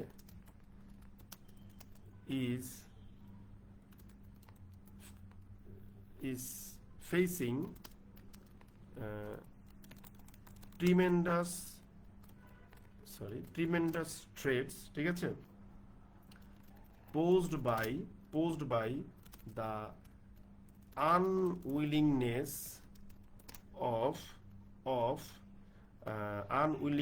of কি বলবো, রাশিয়া অ্যান্ড চায়না, ব্লা ব্লা ব্লা ব্লা ব্লা ব্লা। মনে করি আমি কন্টিনিউয়াস লিখেই যাচ্ছি। তো এই যে আমি লিখলাম, মানে শুধু অ্যাডজেক্টিভ ক্লজটাই বলছি আপনাকে, দেখেন যে created by the use of its currency, এই যে পার্টটা, এটা পাস্ট পার্টিসিপেল এক্সাম্পল। এটা কিন্তু হচ্ছে বেসিক্যালি কি অ্যাডজেক্টিভ ক্লজের একটা এক্সাম্পল, রিডাকশন করা হয়েছে। তারপরে এই দেখেন পোস্ট বাই দ্য ব্লা ব্লা ব্লা ব্লা ব্লা, এই পুরোটাও কিন্তু পাস্ট পার্টিসিপেলের একটা এক্সাম্পল, ঠিক আছে। সো আপনি দেখেন অ্যাডজেক্টিভ ক্লজের জিনিসগুলো কিন্তু আপনি এখানে ইউজ করতে পারতেছেন। যেমন ধরেন একজন আমাকে কি বললেন, এখন আমাকে বললেন হচ্ছে কি নিয়ে, এই যে কি বলো মনে করে, এই যে ওই যে দেখলাম একটা দেখলাম মনে হয় আমি কোথায় জানি, গ্রিন ব্যাংকিং দিলেন, একদম কমন টপিক গ্রিন ব্যাংকিং, ঠিক আছে।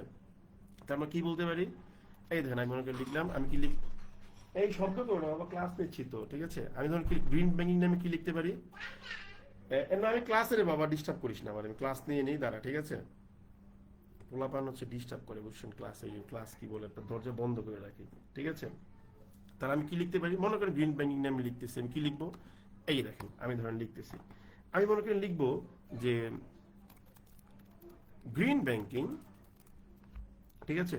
আমরা কি বলবো যে গ্রিন ব্যাংকিং, ধরেন লিখলাম যে ইনভলভস, এর মধ্যে কি কি আছে, ইনভলভস এ ট্রান্স এ কি এ একটু দাঁড়ান, ট্রান্সফরমেশন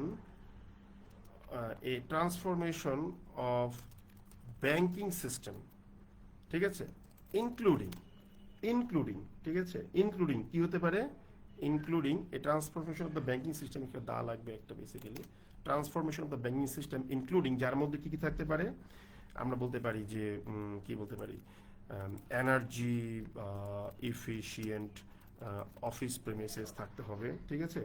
তারপর হচ্ছে গিয়ে কি মনে করেন বলতে পারি যে ইকো ফ্রেন্ডলি কি বলতে পারি, যে ইকো ফ্রেন্ডলি কি বলতে পারি, অনেক কিছু বলতে পারি, ইকো ফ্রেন্ডলি অ্যাক্টিভিটিস, ঠিক আছে। অ্যান্ড আরেকটা কি বলতে পারি, ধরেন ধরেন লিখলাম সাস্টেইনেবল ফাইন্যান্সিং, সাস্টেইনেবল ফাইন্যান্সিং, ঠিক আছে, ফাইন্যান্সিং, এই যে লিখলাম। এই যে দেখেন এখানে যে ইনক্লুডিংটা আমি ইউজ করছি না, এই ইনক্লুডিং পুরো অংশটাই হচ্ছে আপনার অ্যাজেক্টিভ ক্লজের মারপ্যাচ, আর কিছুই না। এই যে আমি তিনটা টপিকে তিনটা বাক্য লিখলাম, আপনার কাছে মনে হতে পারে মুখস্থ করে বসছি, না ভাই মুখস্থ করে বসি নাই, কিন্তু মূলত ওয়ার্ডের একটা শক্ত দখল, আর হচ্ছে গিয়ে কি, আর হচ্ছে আপনার গ্রামারের সাথে একটা সুন্দর সম্পর্ক, জাস্ট নমিনাল কিছু আইডিয়া নিয়ে কিন্তু আমি কাজ করতেছি। এখন ব্যাপারটা হচ্ছে কি কি জানেন, আমি যদি আপনাকে এই ধরনের বাক্য প্রথম দিকে নিয়ে বসি, আপনি বিরক্ত হয়ে যাবেন, আপনি খেয়ে হারাই ফেলবেন। তাই আপনাকে যেটা করতে হবে, এই ছোট ছোট কনসেপ্টগুলোকে বিল্ড করে করে করে করে করে আগাইতে হবে। আগাইলেই আপনি দেখবেন যে 5টা বা 7টা ক্লাসের পরে গিয়ে আপনি দেখবেন যে এই ধরনের বাক্যের মূল যে স্ট্রাকচারটা, I mean the way we are developing this types of sentences, আপনি কিন্তু ধরে ফেলতে পারবেন। আমার কথাটা কি আপনারা বুঝতে পারছেন নাকি বুঝতে পারছেন না? একটু বলেন প্লিজ।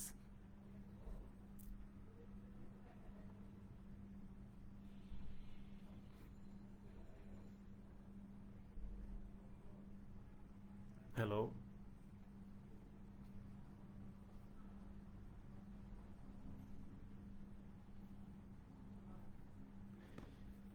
আমি যা যা বললাম বুঝতে পেরেছেন? আচ্ছা, বুঝতে পেরেছি। তাহলে আমরা মোটামুটি আমাদের, আমরা যেই ওয়েতে আগাচ্ছি সেই ওয়েটা ধরতে পারছি। Thank you very much.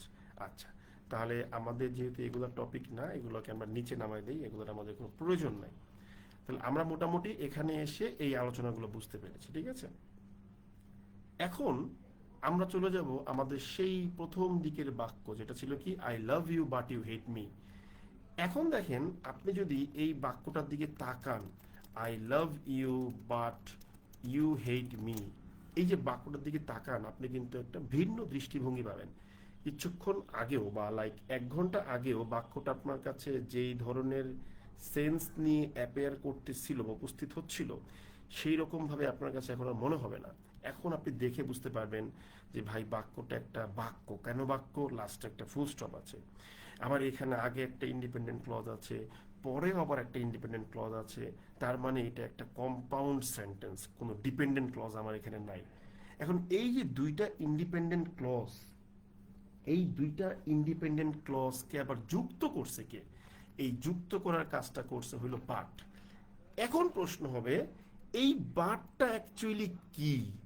এই বাটের যে কত নাম আছে এই পৃথিবীতে ভাই, অজস্র নাম। বাটের এই নামের কোনো শেষ নাই। কেউ বলে লিঙ্কার, কেউ বলে সেন্টেন্স কানেক্টর, কেউ বলে কনজাংশন, ঠিক আছে? There are so many different types of name, ঠিক আছে? ওকে, এদেরকে, এটাকে আপনি অনেকে অনেক নামে ডাকে, অনেকে অনেক নামে ডাকে। ওকে, এখন অনেকে অনেক নামে ডাকে। এখন এই অনেক নামে ডাকা নিয়ে আমাদের কোনো প্রবলেম নাই। কেন প্রবলেম নাই? কারণ আমরা হচ্ছে লিখবো, আমাদের লিখতে হবে। পরীক্ষা হলে আসবে না যে বাটটাকে তুমি কি বলবো, এটা এমসিকিউতে আসবে। রিটেন পরীক্ষা হলে বাটটাকে ঠিক মতো ইউজ করতে পারলেই হইলো, ঠিক আছে? ওকে, এই জিনিসটা মাথায় রাখবেন। তাহলে এই বাটটাকে আমরা কি বলবো? এই বাটটাকে আমরা দুইটা নামে ডাকবো। একটা নাম দিব হচ্ছে লিঙ্কার, আর একটা নাম দিব হচ্ছে কনজাংশন, ঠিক আছে? বা আমরা যদি বলি যে এত নামে ডাকতে পারবো না, একটা নামে ডাকবো, তাহলে আমি বলবো ভাই লিঙ্কার বাদ দিয়ে দেন, ফর্মাল নামে আপনি এটাকে কনজাংশন হিসেবে ডাকতে পারেন। কারণ পার্টস অফ স্পিচে গিয়ে যে আমরা নামগুলো পাই, যেমন ধরেন noun, pronoun, adverb, adjective, verb, ঠিক আছে, এখানে গিয়ে কিন্তু ইন্টারোজেকশন, কনজাংশন এরকম পাবেন। তাহলে ওই দিকটা চিন্তা করে আমরা এটাকে কি বলতে পারি, কনজাংশন বলতে পারি।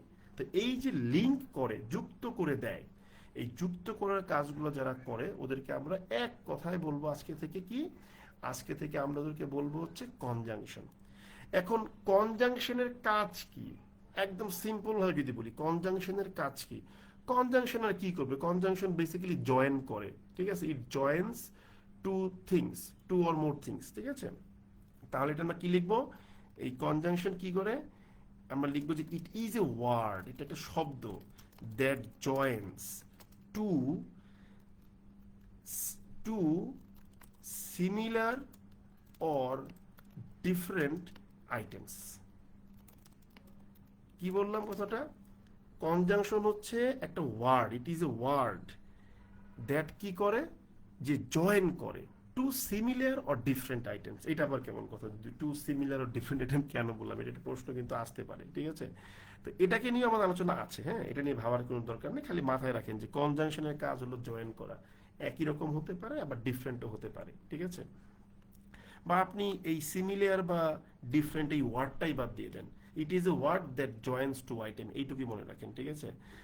যেমন ধরেন আমি যদি বলি যে Suman and Karim are playing, কি তারা হচ্ছে ফুটবল খেলতেছে মনে করেন, Suman and Karim are playing, তাহলে এই যে এখানে অ্যান্ড সে কি করছে ভাই, সে কিন্তু বাক্যে দুইটা সাবজেক্টকে জয়েন করতেছে।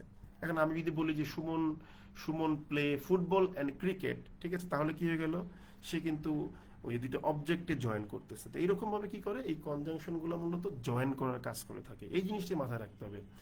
এখন এই জয়েন করার কাজ করে থাকে, এটা তো আমরা ক্লাস 5 থেকে পড়ে আসছি, এটা নিয়ে আমার আসলে এত ভাবনারও কিছু নাই বা চিন্তা করারও কিছু নাই। আমরা যদি একটু সময় করে চিন্তা করে দেখি, এগুলো নিয়ে এসে বলার কিছু নাই, কিন্তু এটার মধ্যে একটা ঝামেলা আছে। ও দুনিয়া সবকিছুকে জয়েন করবে, কি বাবা, ও দুনিয়া সবকিছুকে জয়েন করবে, ওতে কোনো সমস্যা হবে না। সমস্যা হবে কখন, সমস্যা হবে যখন সে সেন্টেন্স জয়েনিং এর কাজ করবে, এক নম্বর সেন্টেন্স জয়েনিং এর কাজ করবে, আর দুই নম্বর হচ্ছে ক্লজ জয়েনিং এর কাজ করবে। এই জিনিসটা মাথায় রাখবেন। ও কনজাংশন দুনিয়ার সবকিছু জয়েন করতেছে, আই হ্যাভ নো প্রবলেম।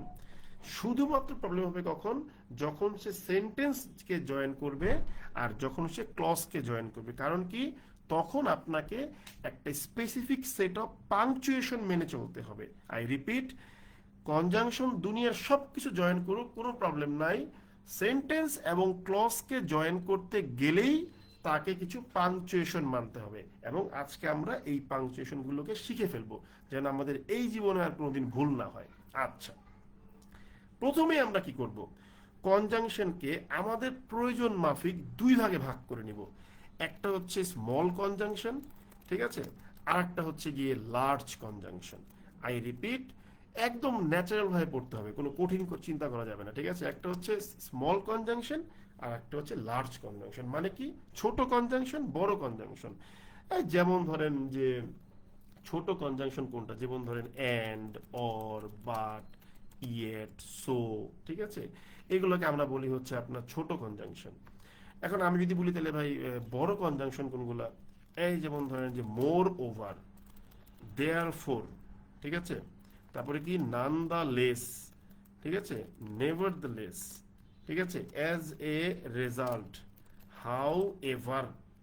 এই যে কিছু বড় বড় বড় বড় ওয়ার্ড লিখলাম, এগুলো হচ্ছে গিয়ে বড় কনজাংশন। তো কনজাংশন কি করবে, সে জয়েন করবে, সে অনেক কিছু জয়েন করতে পারে, আমার কোনো জানার দরকার নাই, মাথা গরম করার দরকার নাই। শুধুমাত্র যখন সেন্টেন্সকে জয়েন করবে তখনই আমাকে কি করতে হবে, আর ক্লজকে যখন জয়েন করবে তখন কি করতে হবে, আমাকে তার পাংচুয়েশন নিয়ে ভাবতে হয়।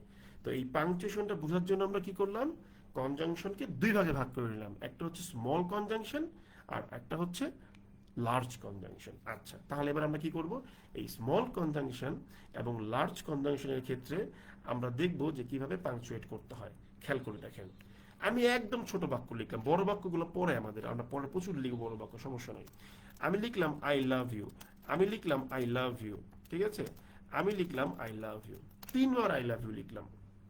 এবার কি করলাম, আমি লিখলাম ইউ হেট মি, তারপর আমি আবার এটাকে কপি করে নিয়ে আসলাম, ঠিক আছে, যে ইউ হেট মি, তারপর আমি আবার কপি করে নিয়ে আসলাম ইউ হেট মি। এখন এই দুইটা বাক্যের মধ্যে শ্রুতি মধুর করার জন্য বা তার ফ্লোটা ঠিক রাখার জন্য আমি কি করতে পারি, আমি একটা বাট নিয়ে আসতে পারি। আই লাভ ইউ লিখে ফুল স্টপ দেওয়ার পর আমি লিখতে পারি যে বাট ইউ হেট মি, এই যে আমি লিখলাম বাট ইউ হেট মি। তো এই যে একটা বাক্য শেষ করে এটার সাথে যুক্ত করার জন্য বা ফ্লোটা ঠিক রাখার জন্য আমি আরেকটা বাক্যের শুরুতে বাট বসায় দিলাম। এই বাটটা তাহলে কি করতেছে, এই সেন্টেন্সের সাথে এই সেন্টেন্সের একটা যোগসূত্র স্থাপন করতেছে। এখন মজার বিষয় কি জানেন, এই বাট পরে সেকেন্ড সেন্টেন্সের তিন জায়গায় বসতে পারে। একটা হচ্ছে কোথায়, সাবজেক্টের আগে, একটা হচ্ছে কোথায়, সাবজেক্টের পরে, আর একটা ইন্টারেস্টিং বিষয় হলো একেবারে শেষে গিয়ে সে বসতে পারে। আপনি বলতে পারেন যে ভাই এগুলো কি বলতেছেন, এগুলো হয়। আপনি যখন লিটারেরি ইংলিশ পড়বেন তখন এগুলো পাবেন, ঠিক আছে? সো আমি দেখাই দিব, কিন্তু আপনার সব লাগবে না। যেমন আপনি সর্বোচ্চ সেকেন্ড সেন্টেন্সের সাবজেক্টের আগে বসান বা পরে বসান, ওকে। শেষে বসানোর প্রয়োজন আপনার জীবনও পড়বেন না, আমি জানি, ঠিক আছে? তারপরও শিখে রাখতে পারেন, লস নাই। তাহলে এই হলো ছোট কনজাংশন বসাইলেন আপনি, ঠিক আছে? এখন আপনি যদি বলেন তাহলে বড় কনজাংশন গুলো বাক্যের কোথায় কোথায় বসতে পারবে, বড় কনজাংশন গুলো বাক্যের ওই একই জায়গাতে গিয়ে, কোনো সমস্যা নেই, ঠিক আছে? কিরকম করে বসবে একটু সময় দেন আমাকে, আমি এটাকে একটু বড় করে নিয়ে আসি আমার সুবিধার্থে। এই বড় কনজাংশন গুলোর ক্ষেত্রে কি হবে, আপনি যেমন প্রথম জায়গাতে যে বাট লিখছেন, বাট না লিখে আপনি লিখলেন মনে করেন যে হাউ এভার। দ্বিতীয় জায়গাতে মনে করেন যে আপনি বাটের পরিবর্তে লিখলেন হচ্ছে কি হাউ এভার। তৃতীয় জায়গাতে গিয়ে আপনি কি করলেন, বাটের জায়গাতে কি করলেন, হাউ এভার বসাই দিলেন, হয়ে গেল, শেষ।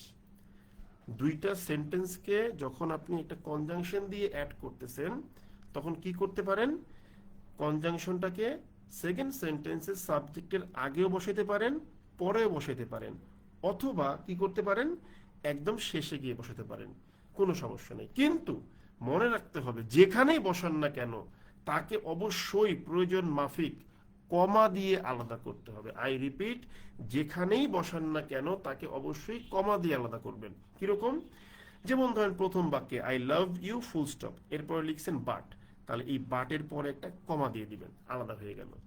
দ্বিতীয় বাক্যে আপনি ইউ এর পরে বাট লিখছেন, তাহলে এখানে বাটকে আলাদা করতে কি করতে হবে, বাটের আগে একটা কমা দিতে হবে এবং বাটের পরে একটা কমা দিতে হবে। তৃতীয় বাক্যে ইউ হেট মি লিখার পরে বাট লিখছেন, তাহলে এখানে মি এর পরে একটা কমা দিলেই বাটটা আলাদা হয়ে যাবে। তাহলে একইভাবে এই হাওয়েভারের ক্ষেত্রে সেম নিয়মটা হবে। যদি সাবজেক্টের আগে বসান তাহলে হাওয়েভার লিখে একটা কমা দিলে হয়ে যাবে। যদি সাবজেক্টের পরে বসান তাহলে হাওয়েভারের আগে একটা কমা, হাওয়েভারের পরে একটা কমা, একদম শেষে বসালে মি এর পরে একটা comma. This is the simple technique of using punctuation. আপনি কনজাংশন যেখানেই বসান না কেন সেখানেই আপনি কমা দিয়ে আলাদা করবেন। এখন একটা কমা লাগলে একটা কমা, দুইটা কমা লাগলে দুইটা কমা, আর কিছুই না। সেন্টেন্সের ক্ষেত্রে আর কোনো নিয়ম নাই। এখন আমাকে একটু বলেন যে পুরো জিনিসটা বুঝতে পারছেন কিনা।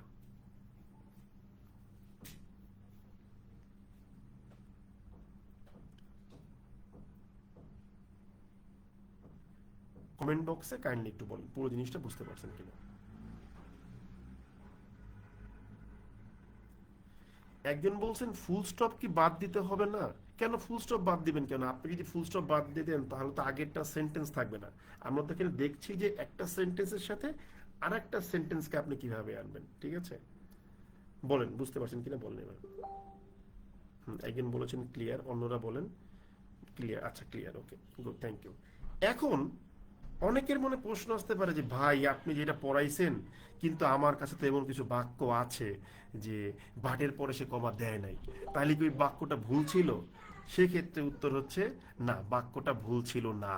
তাহলে আপনি বললেন যে ভাই কমা দিতে হবে, আবার আপনিই বললেন যে না কমা না দিলে ভুল নাই, এইটা আবার কেমন বাক্য? এইটাই হলো রাইটিং ইংলিশের মূল মজা। আপনি যেভাবে এক্সপ্রেস করতে চাইবেন সেন্টেন্সটা তাই বোঝাবে, ভুল বা সঠিক বলে কিছু নাই। মূলত এই কমার কাজটা কি, কমার কাজটা হচ্ছে একটা পজ দেওয়া, একটা বিরতি নেওয়া, ঠিক আছে? এখন আপনি যদি মনে করেন যে বাট বলার পরে আপনার এই পজটা দরকার আছে, আপনি কমা দিবেন। আর আপনি যদি মনে করেন যে দরকার নাই, আপনি দিবেন না। তো বেশিরভাগ ক্ষেত্রেই কমাগুলোকে ইউজ করা হয়, অনেক ক্ষেত্রে আবার ইউজ করা হয় না, কারণ ওইখানে রাইটার মনে করতেছে যে ভাই আমি কমা দিব না। এখন আমাদের যেহেতু ভাই সেকেন্ড ল্যাঙ্গুয়েজ ইংলিশ, আমরা এত প্যাচ গুছে যাবো না, আমরা সিম্পল ভাবে আগাবো। যে আমি যখনই একটা কনজাংশন এনে আর একটা সেন্টেন্সের সাথে কানেকশন এস্টাবলিশ করব, ওই কনজাংশনকে কমা দিয়ে আলাদা করব। তবে সেটা একটা কমা লাগলে একটা কমা, দুইটা কমা লাগলে দুইটা কমা। তবে মনে রাখবেন কনজাংশন কিন্তু বাক্যে তিন জায়গায় বুঝতে পারবে: সেকেন্ড সেন্টেন্সের সাবজেক্টের আগে, সেকেন্ড সেন্টেন্সের সাবজেক্টের পরে, এবং সেকেন্ড সেন্টেন্সের একেবারে শেষে। এবং প্রয়োজন মাফিক কমা দিয়ে আমরা আলাদা করব। এই পুরো ব্যাপারটা আমরা রিক্যাপ করলাম, বুঝতে পারছেন কিনা বলেন।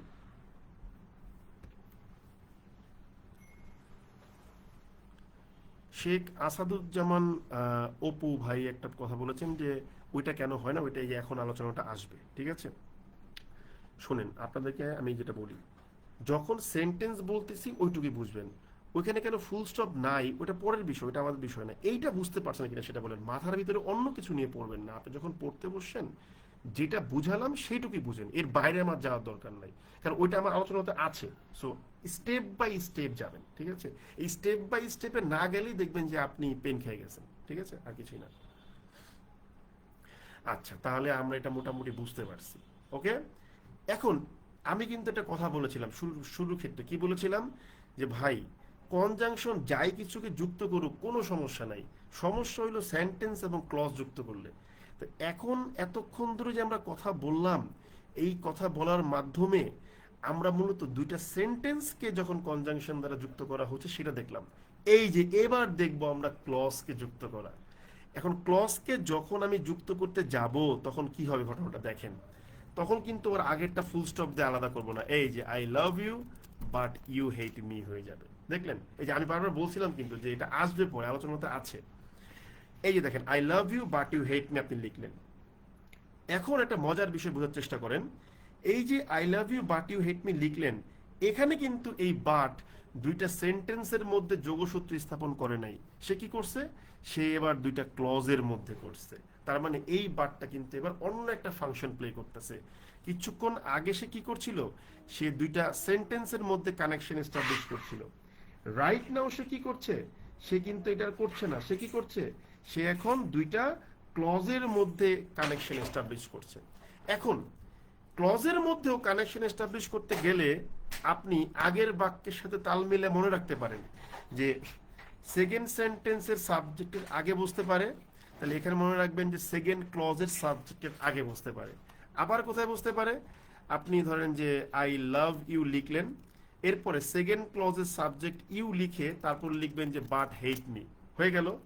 আবার আই লাভ ইউ লিখতে পারেন, তারপর ইউ হেট মি লিখে বাট লিখতে পারেন। খেয়াল করে দেখেন মজার বিষয়টা কি হলো, আগেও যা ছিল এখনো তাই আছে, কিন্তু জাস্ট প্রথম বাক্যটার ফুল স্টপটা উঠায় দিয়ে আমরা এখানে দুইটা ক্লজে কনভার্ট করে নিছি, আর কিছুই না। খেয়াল করে দেখেন, ঠিক আছে? ব্যাপারটা কি বুঝতে পারলাম সবাই? আমরা একটু বলেন তো প্লিজ।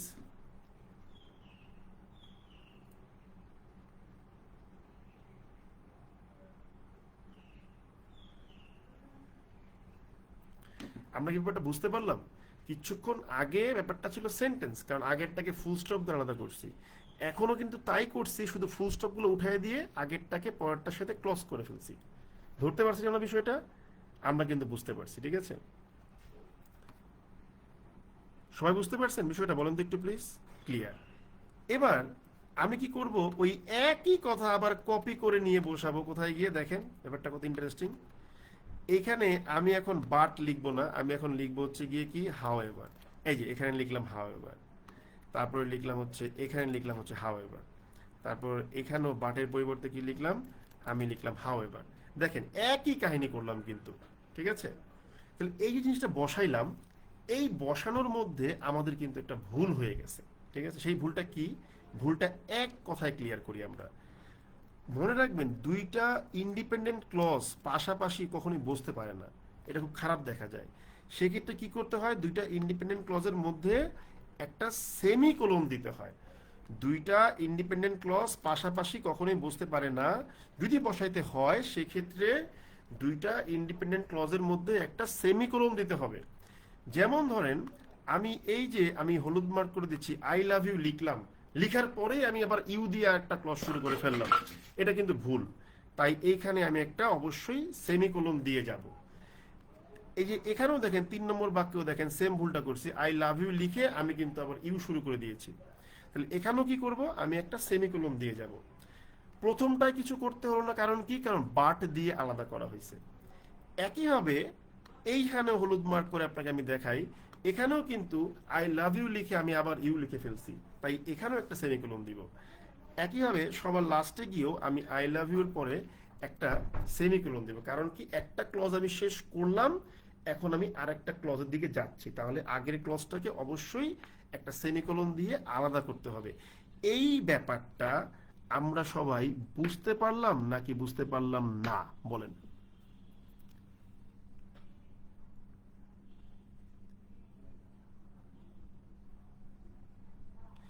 শুনেন, আপনাদের একটা বড় প্রবলেম কি জানেন, আপনারা কমেন্ট বক্সে প্রচুর টাইম স্পেন্ড করেন। ভাই রে ভাই, আপনারা যা প্রশ্ন করতেছেন সব তো আমি স্টেপ বাই স্টেপ বলতেছি, আপনারা শুধু ঠান্ডা মাথায় পড়েন, আর আমি যখন জিজ্ঞেস করবো বুঝতে পারছেন কি না সেটা বলেন।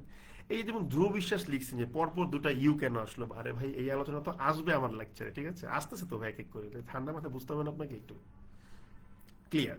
তাহলে আমরা কি করলাম, আমরা বুঝলাম যে ঠিক আছে আগের মতো করে বসাইছি, কিন্তু মাথায় রাখতে হবে গিয়ে কি, আমাকে ওই যে আপনার দুইটা ইন্ডিপেন্ডেন্ট ক্লজ পাশাপাশি বসলে কমা দিয়ে আলাদা করতে হবে। আচ্ছা আলাদা করলাম, ভালো কথা। এখন এই যে কনজাংশন গুলো বসছে, আমরা তো জানি কনজাংশন গুলোকে আলাদা করতে হবে, তাহলে কনজাংশন গুলোকে আলাদা করে ফেলি, কোনো সমস্যা নাই। যেমন ধরেন আমি নিচ থেকে আসি, ইউ হেট মির পরে যদি কমা দিয়ে দিই তাহলে হাওয়েভারটা আলাদা হয়ে গেল। এখানে যদি ইউ হাওয়েভার হেট মির ক্ষেত্রে ইউ এর পরে একটা কমা দেই এবং হাওয়েভারের পরে একটা কমা দেই, তাহলে জিনিসটা আলাদা হয়ে গেল। এখানে যদি আমি ইউ এর আগে একটা কমা দিয়ে দিই এবং হাওয়েভারের আগে একটা কমা দিয়ে দিই, তাহলে এটা আলাদা হয়ে গেল। এখানে ইউ হেট মির পরে বাট মি এর পরে কমা দিই, তাহলে এটা আলাদা হয়ে গেল। You but hate me, you এর পরে কমা দিয়ে দিই, বাটের পরে কমা দিয়ে দিই, তাহলে এটাও আলাদা হয়ে গেল। আর এখানে যদি আমি বাটের আগে একটা কমা দিয়ে দেই, ইউ এর আগে বাটের পরে একটা কমা দিয়ে দিই, তাহলে কিন্তু এই জিনিসটা পুরোটাই কিন্তু সবগুলোই তার মতো করে আলাদা হয়ে গেল, ঠিক আছে। কিন্তু এই জায়গাতে এসে নেটিভ ইউজাররা যে কাজটা করছে সেটা আমি একটু বলি আপনাদেরকে কি করছে। ওরা বলতেছে I love you but you hate মির ক্ষেত্রে আপনার দুইটা কমা দরকার নাই, আপনি সিম্পলি একটা কমা দিয়ে দেন, শুধু বাটের আগে দিয়ে দেন, তাহলেই হবে। এবং এটা আপনারা সবসময় দেখছেন। আর ছোট্ট একটা ঝামেলা আছে, সেটা হচ্ছে গিয়ে কি, এই যে হাওয়াভার যখন আই লাভ ইউর পরে বসলো একটা বড় কনজাংশন দুইটা ক্লজের মধ্যে, তখন বলতেছে যে না আগে ভাই কমা দিলে হবে না, আগে তোমাকে সেমিকোলন দিতে হবে। এই হইল গিয়ে ক্লজকে অ্যাড করার ক্ষেত্রে পাংচুয়েশনের ঝামেলা। এবার বলেন আপনারা এই জিনিসটা বুঝতে পারছেন কিনা।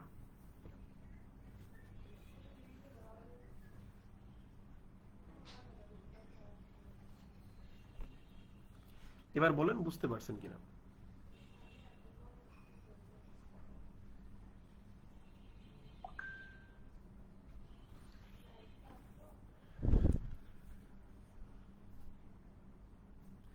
এমিলি একটা কথা বলেছে, মোট কথা কমা দিয়ে কনজাংশন গুলো আলাদা করলাম, দেন আই থিংক গুড, সুন্দর একটা কথা বলেছেন, থ্যাংক ইউ ভেরি মাচ। আচ্ছা তাহলে মোটামুটি আমরা এই জিনিসগুলা বুঝতে পারছি। এখন একটা মজার বিষয় বলি। আপনি বলতে পারেন যে ভাই হ্যাঁ আপনি মিয়া সবকিছু পারেন মনে করেন, এই আমি একটা বাক্য মনে করেন সবুজ কালারে মার্ক করতেছি, হ্যাঁ দেখেন যে এই বাক্যটা ভাই আমি দেখছি যে বাটের আগে কমা দেয় নাই, তাহলে কি কি ভুল লিখছে? না, সে ভুল লিখে নাই। সে যদি বাটের আগে কমা না দেয় কোনো সমস্যা নাই, মনে করেন সে বলল এই বাক্যটা ভাই আমি লিখছি, এই দেখেন নিচে আমি কপি করে নিয়ে আসলাম, আমি বাটের আগে কমা দিব না, বাক্য ভুল বলা যাবে না। কারণ কি, এখানে রাইটার বলতেছে ভাই আমার এখানে থামার দরকার নাই, I hate you but you hate me বলে কোনো সমস্যা নাই, কোনো সমস্যা নেই, রাইট। এখন রাইটার যদি বলে যে না ভাই আমি আগে একটা কমা দিয়ে যাব, সেটাও রাইট, আমি বাটের আগে একটু থামবো। রাইটার যদি বলে যে না রে ভাই আমি বাটের আগে কমা দিব না, আমি বাটের পরে একটা কমা দিব, মানে বাট বলার পরে আমি থামবো, যে আমি তোমাকে ভালোবাসি কিন্তু তুমি আমাকে ঘৃণা করো, আমি বাট বলার পরে থামলাম। এখন সে বাটের আগেও কমা দিলে রাইট, বাটের পরে কমা দিলেও রাইট, কমা না দিলেও রাইট, সবই রাইট। আমি এই জন্য বারবার বলি যে রিটেন ইংলিশ গ্রামারের মজা হচ্ছে এটা, জিনিসটা ফ্লেক্সিবল, আপনি আপনার মতো করে ইউজ করতে পারবেন, ঠিক আছে, that is the beauty of written English, আর কিছুই না। কিন্তু স্ট্যান্ডার্ড সেন্সে আপনি আগে একটা কমা দিয়েন, কোনো পাকনামি করেন না, কমেন্ট বক্সে পোস্ট লেখা বন্ধ করেন, জিনিসটা আসলে পড়েন, ঠিক আছে। তাহলে আমরা কি ব্যাপারটা বুঝতে পারলাম নাকি বুঝতে পারি নাই বলেন।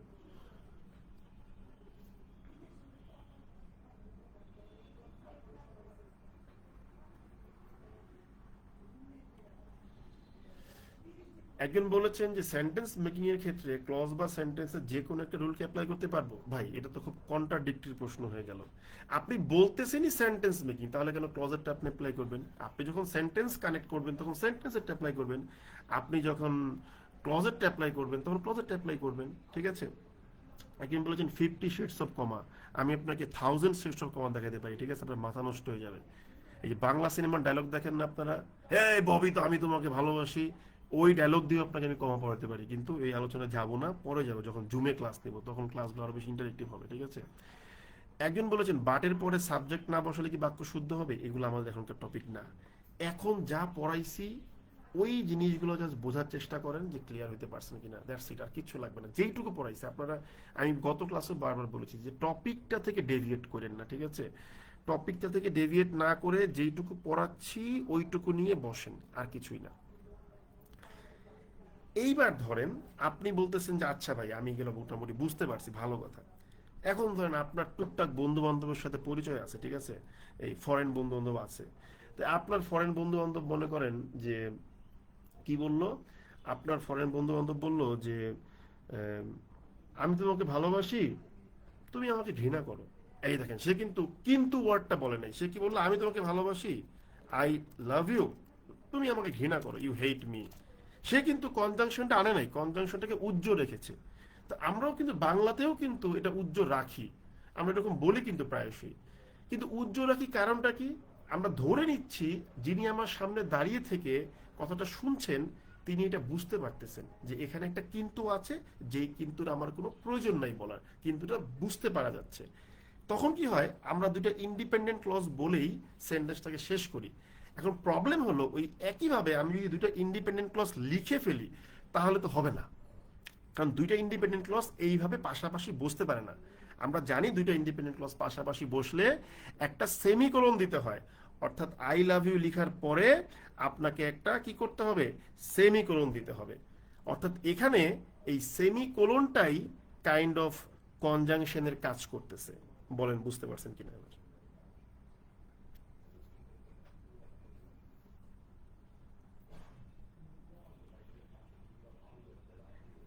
একজন একটা প্রশ্ন করছেন, আরেফিন হাসান, যে বাটের আগে কমা কিন্তু হাওয়ার আগে কেন সেমিকোলন হলো, এটা সুন্দর একটা প্রশ্ন করছেন। কারণটা হচ্ছে কি জানেন, এই নেটিভ ইউজাররা বাটের ক্ষেত্রে যেই পরিমাণ সময় পজ দেওয়ার প্রয়োজন ফিল করে, সেমিকোলন এই হাওয়ারের ক্ষেত্রে তারা একই পরিমাণ পজ দেয় না, এই কারণে সেমিকোলনটা ইউজ করা হয়। এটা হচ্ছে সেন্টেন্সের একদম লিঙ্গুইস্টিক প্যাটার্নের কোশ্চেন, কোশ্চেনটা খুবই অ্যাডভান্স এবং খুবই সুন্দর একটা প্রশ্ন ছিল।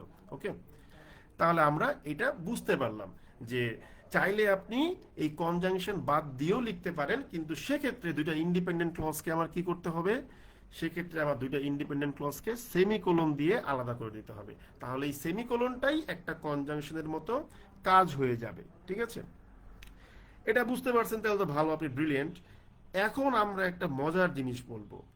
মজার জিনিসটা কি, এই এতক্ষণ ধরে আমি যে লিখতেছি বা বলতেছি এগুলা কি, এগুলা হচ্ছে আপনার নর্মাল প্যাটার্নের কথাবার্তা, নর্মাল কমিউনিকেশন।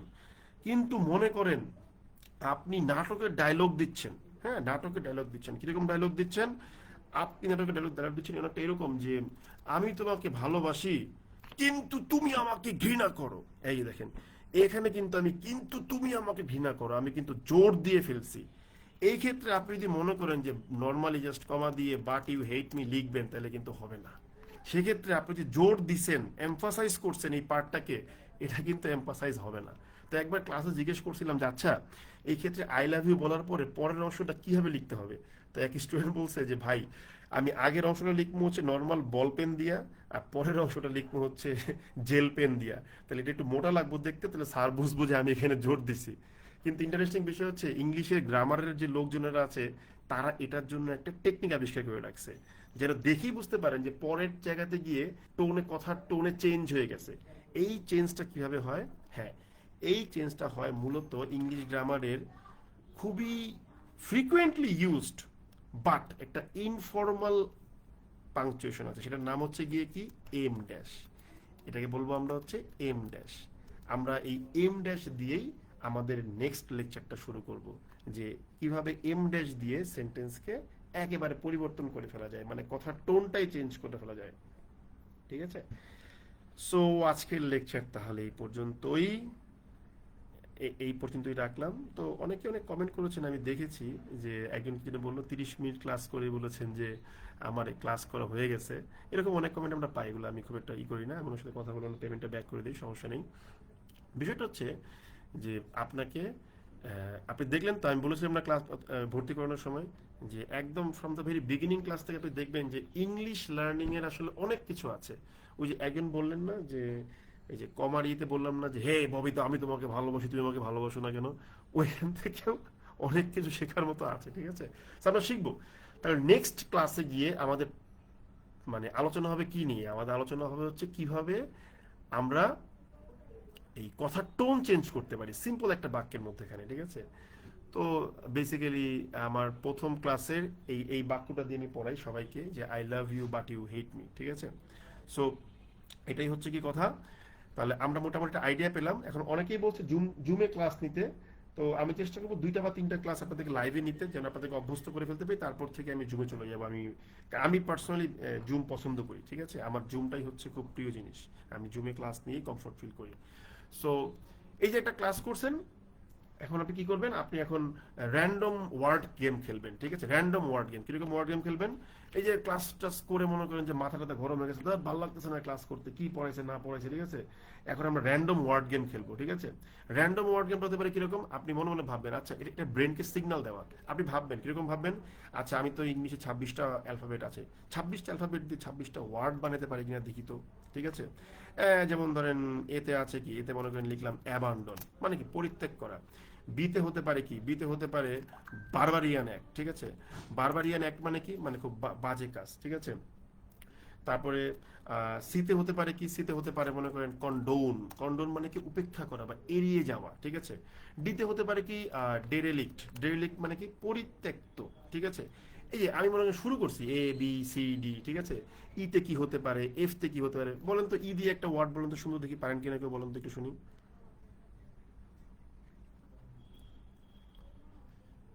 কেউ তো কিছু বলে না।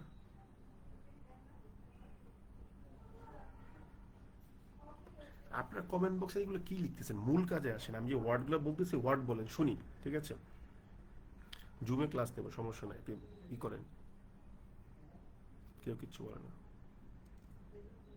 যেমন আমি বললাম যে ব্রেন স্টর্মিং করা, এতে অ্যাবান্ডন লিখলাম, বিতে বারবারিয়ান লিখলাম, সিতে কন্ডোন লিখলাম, ডিতে ডেরিলিক লিখলাম, ইতে কি লিখতে পারি বলেন না কেউ, শুনি। হ্যাঁ, এই যে ইলিউসিভ লিখছেন, ইলিসিট লিখছেন, হ্যাঁ এই খেলেন, জিনিসটা খেলেন, ঠিক আছে? যে আমরা এভাবে খেলাম, ইতে লিখলাম কি ইলিউসিভ, ঠিক আছে? তারপর আমরা কি লিখতে পারি, এফ তে কি লিখতে পারি, এই ধরেন এফ তে মনে করেন লিখলাম যে ফ্র্যাকশন, ইনস্ট্যান্ট মাথা যেটা আছে, ঠিক আছে? এফ, ঠিক আছে? জিতে আমরা কি লিখতে পারি, জিতে আমরা লিখতে পারি হচ্ছে garrulous, G A double R O U L O U S, garrulous, বানানটা ভুল হতে পারে, ঠিক আছে? E A B C D E F G, ঠিক আছে?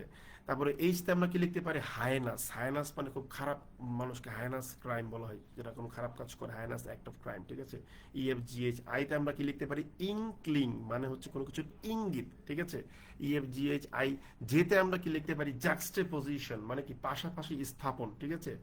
ইএফজিএইচ আই জে। কেতে আমরা কি লিখতে পারি, ক্লেপ্টোম্যানিয়াক মানে চুরি করার যে প্রবণতা, ঠিক আছে? J K. এলতে আমরা কি লিখতে পারি, লুমিনেট করা, কোনো কিছু জল জল করতেছে, লুমিনেট, ঠিক আছে? এল। এল এর পরে কি আছে, এম। এমতে আমরা কি লিখতে পারি, ম্যাগনানিমিটি বা ম্যাগনানিমোয়াস মানে খুব উদার মনের পার্সন, ঠিক আছে? তারপরে এম এর পরে কি আছে, এন। এনে আমরা কি লিখতে পারি, এন আমরা লিখতে পারি হচ্ছে নিউমেরাস মানে প্রচুর, ঠিক আছে? তারপর এম এন, এন এর পর হচ্ছে কি আছে, ও আছে, ওতে আমরা কি লিখতে পারি, ওমনিয়াস মানে অশুভ, ঠিক আছে? বা ওপেক মানে অস্বচ্ছ, এম এন ও। পিতে আমরা কি লিখতে পারি, প্রিক্যারিয়াস মানে খুব খারাপ অবস্থা, ঠিক আছে? তারপর পিতে আমরা আরো কি লিখতে পারি, প্রিপশ্চারাস মানে খুব উদ্ধত, ঠিক আছে?